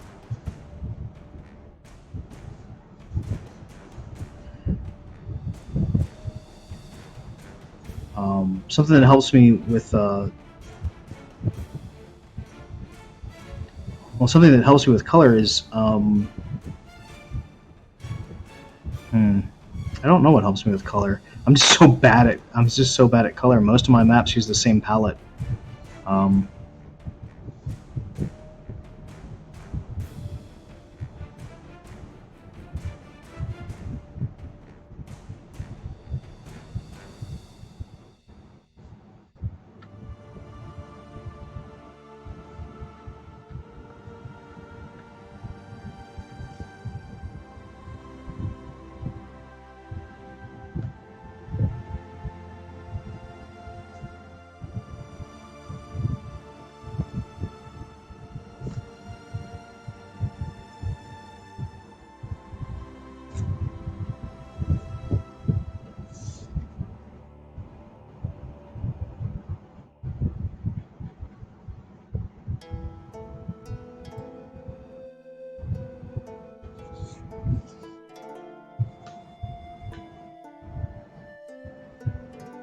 so there's a number of things that I just don't feel like I'm very good at doing when it comes to maps.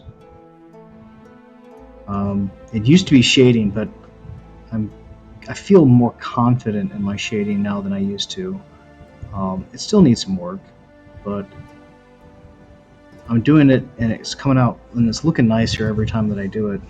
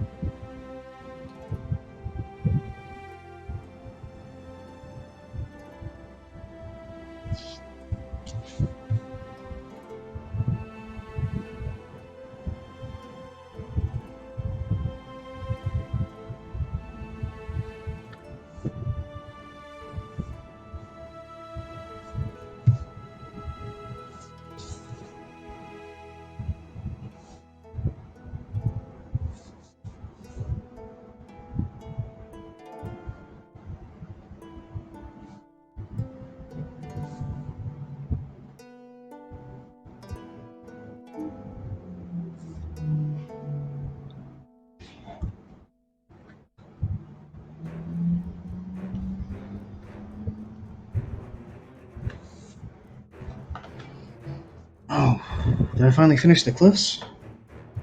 I think I finally finished the cliffs. Oh.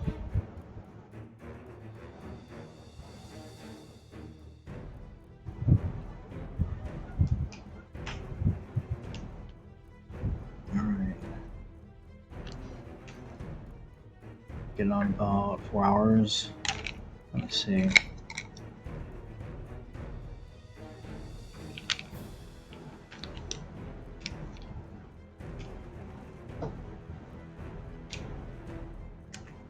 Let's get down here and do some of the water detail, because I decided this area down here is filled with water. Because, why not? If I'd done lava, I'd have could have some really interesting lighting effects coming up from it. But I didn't. I decided on water. Who knows? Maybe the water's glowing. That could be cool too. All right. So let's edge out our cliffs.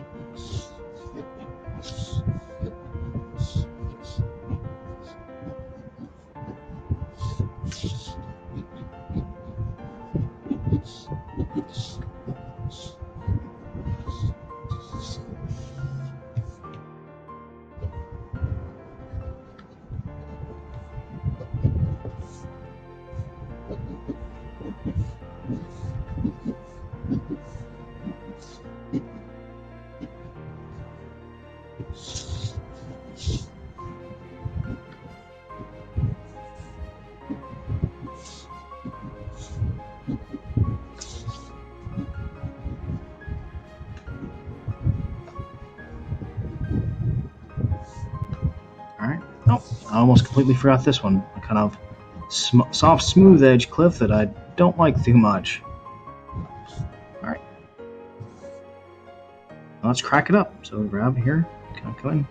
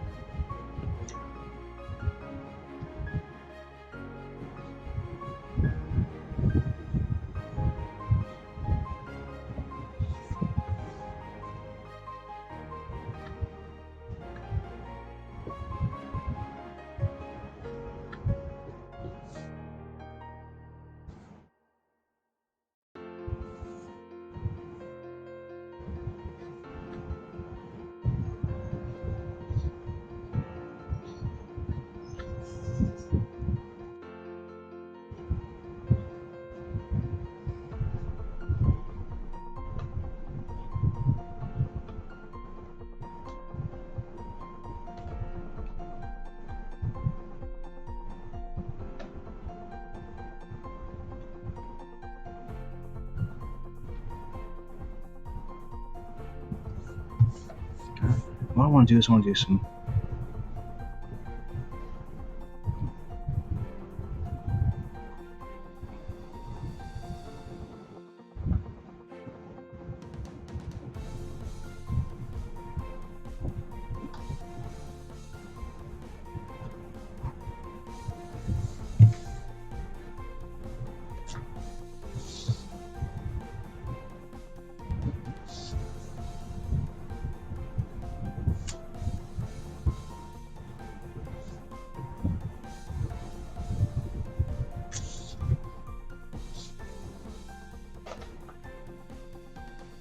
Just kind of crack stonework in there.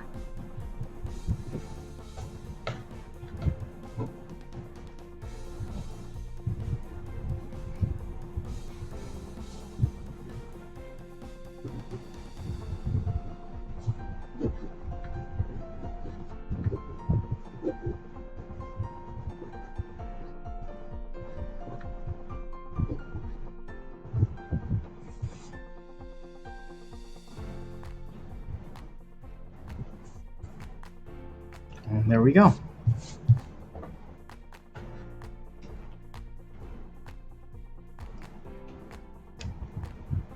Let's just get some details and some of this rubble I can hear.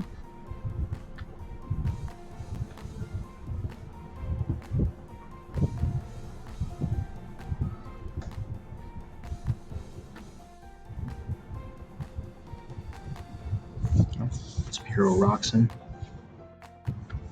Doesn't have to be all of them. Doesn't even need to be most of them.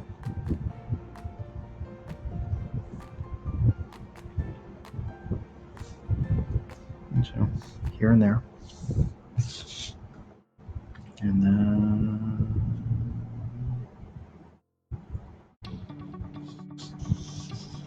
let's come in here and start adding the cross hatching.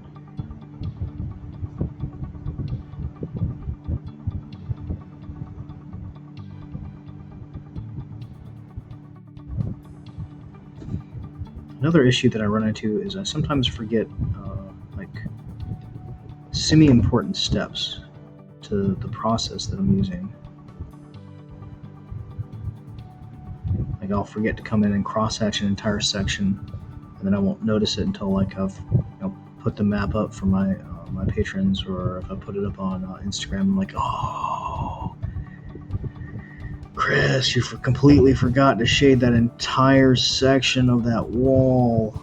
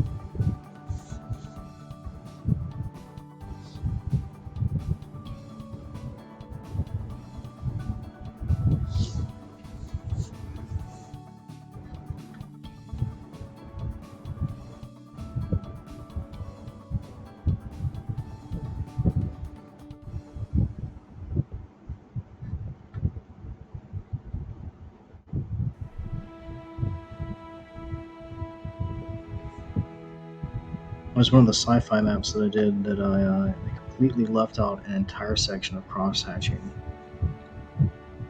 Not like a little section, I mean like an entire like floor level. And I was looking at it, I'm like, wow, why is this so hard to see which is elevated and which is not?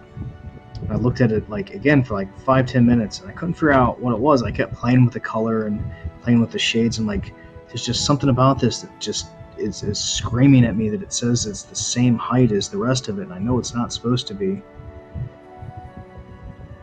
And then I realized that I hadn't cross-hatched any of the shadow areas. Not like missed like some of them, but like all of it, the entire section. And I'm like, wow. Sometimes I'm just not any good at this. But then again, sometimes I come up with good stuff, I think.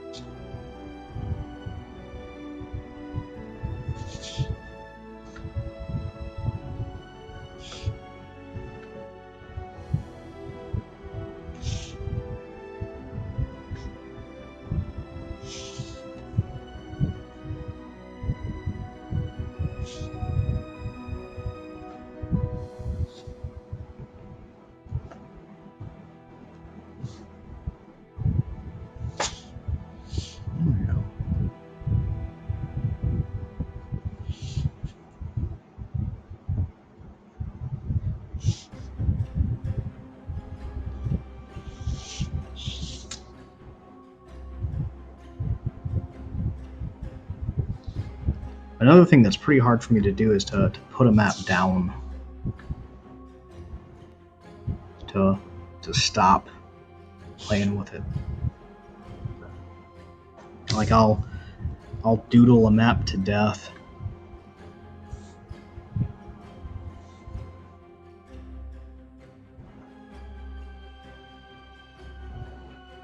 Like this feels like it's missing stuff.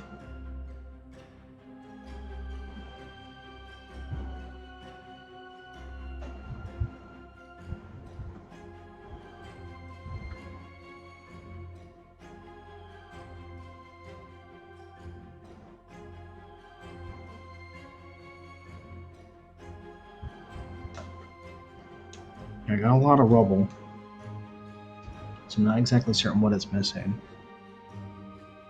What do I like most to draw on my maps?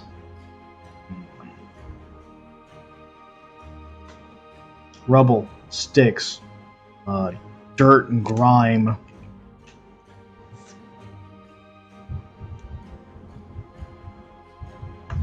You know, little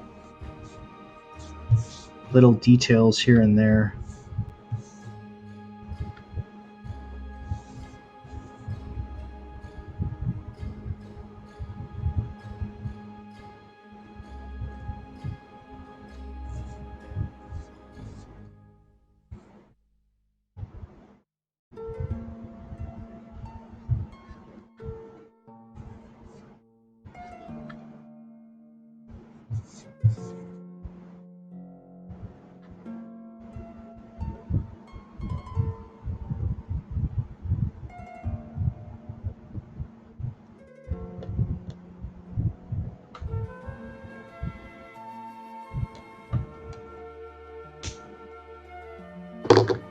No, the bus is not really for doing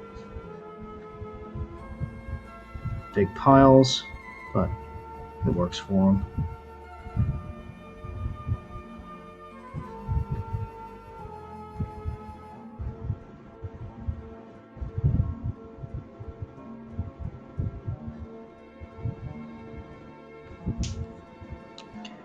When I was first starting out, I used to have the hardest time with cross-hatching. Like it just felt so unnatural to me to do it.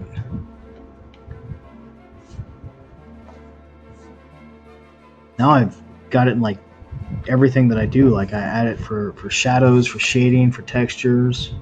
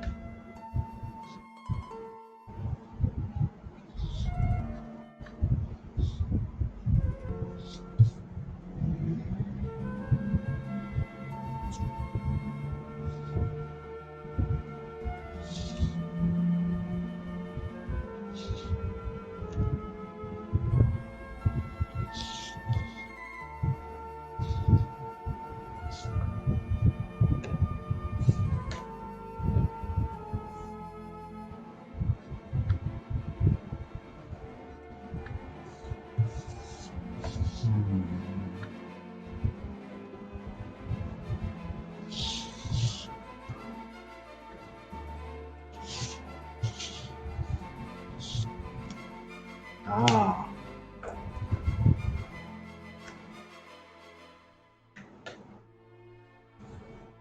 Yeah, I think I'm starting to get into a bit of a rhythm here. I'm not going to keep going for much longer. My back is starting to get a little sore.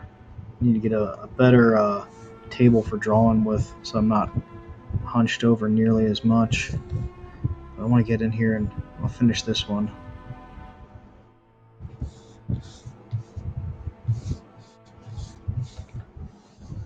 And I've got this kind of crazy dream of being able to draw maps and write tabletop stuff for a living. Not going to happen. I'm not nearly that talented, and there's some people out there who are struggling, who are way more skilled at this than I am. But it's still really nice to be able to, you know, to get going with stuff and to work on it.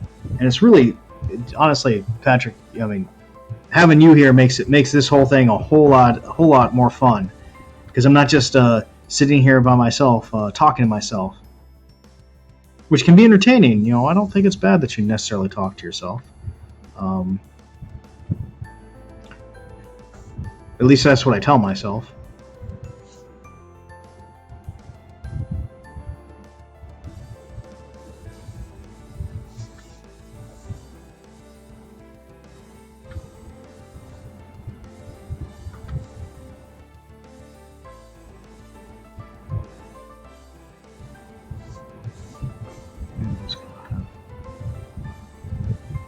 I don't really need anything up there for it.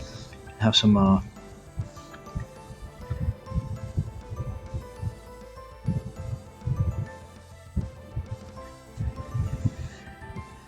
patches of possibly glowing, or if nothing else, just colored stuff. Little splashes of color here and there. Just work this in amongst that, make that a larger patch of it.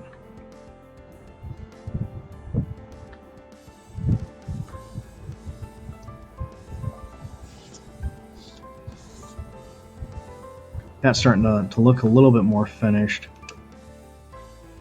I think I need more junk wood, planks and stuff. I'll throw some of these in here just periodically.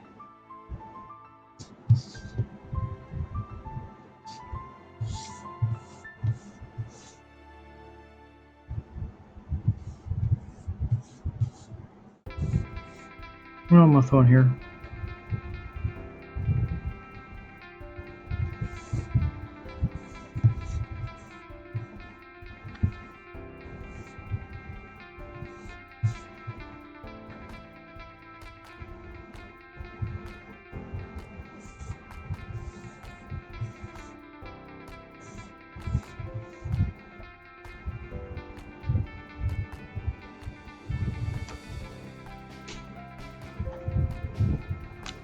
Let's get nuts. Let's get brave.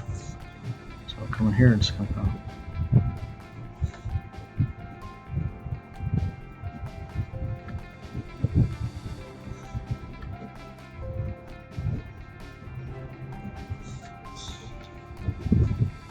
let's give it some texture marks down here, like, you know, like there's been something of a blast that happens in there. Yeah, I'm kind of digging that. Add some stuff to it. Let me see, what else do I need in here?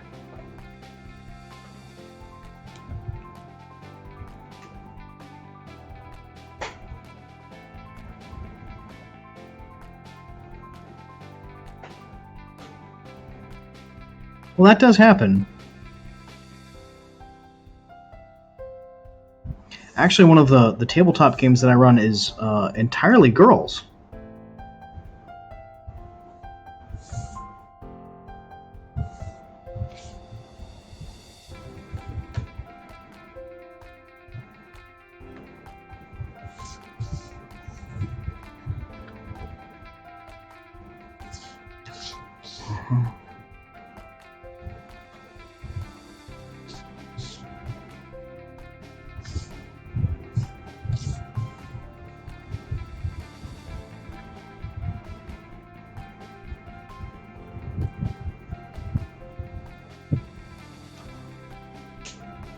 Go back to the 03. Let's there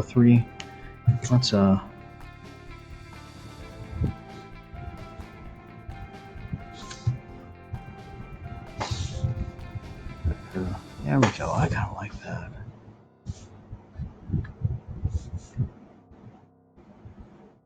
Come in almost shading texture down this line. That's starting to get a little too busy, I think. That's fine, because I'm not going to stop. Can't stop, won't stop.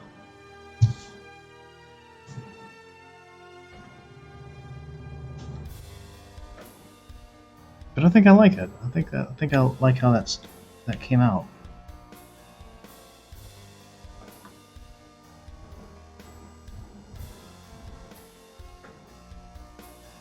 And we have to sit back and look at it and see what else needs to go in there and.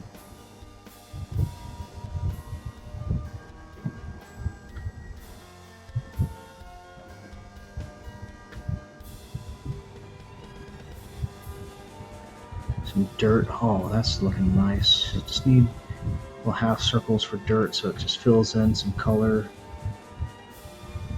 some texture here. Not stones, just little patches, little dirt patches here and there.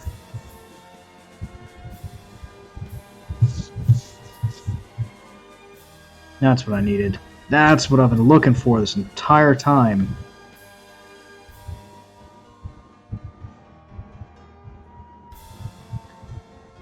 Just some markers of dirt and kind of fill.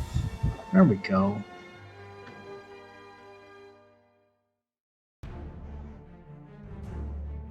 I think I got it. I think I think we'll call that done. But I'm gonna head out because I've been streaming for about 4 hours now. Finished 2 maps. Sketched and inked, which is great, which means I have 3 more before this pack goes up. So if you want to see the pack, go grab it on DriveThruRPG when it's done. It's pay what you want, which means you can get it for free. But as always, my name is Chris, also known as Lunatic Design. You can catch me on Twitter at carty_Chris, on Instagram at Lunatic Design Maps, or also on Patreon if you want to help support what I'm doing and the creation of all this wonderful stuff. I'm on Patreon at Patreon/Lunatic Design. But come on out. Thank you very much for joining the stream, and for those of you who are watching outside of live, I thank you very much for the support and for all the awesome. So Patrick, I'm going to head out. It's great to see you. Thank you so much for hanging out with me. I'm going to make a note in my calendar to try to do this again next Wednesday. All right. So have fun, be safe, and good gaming.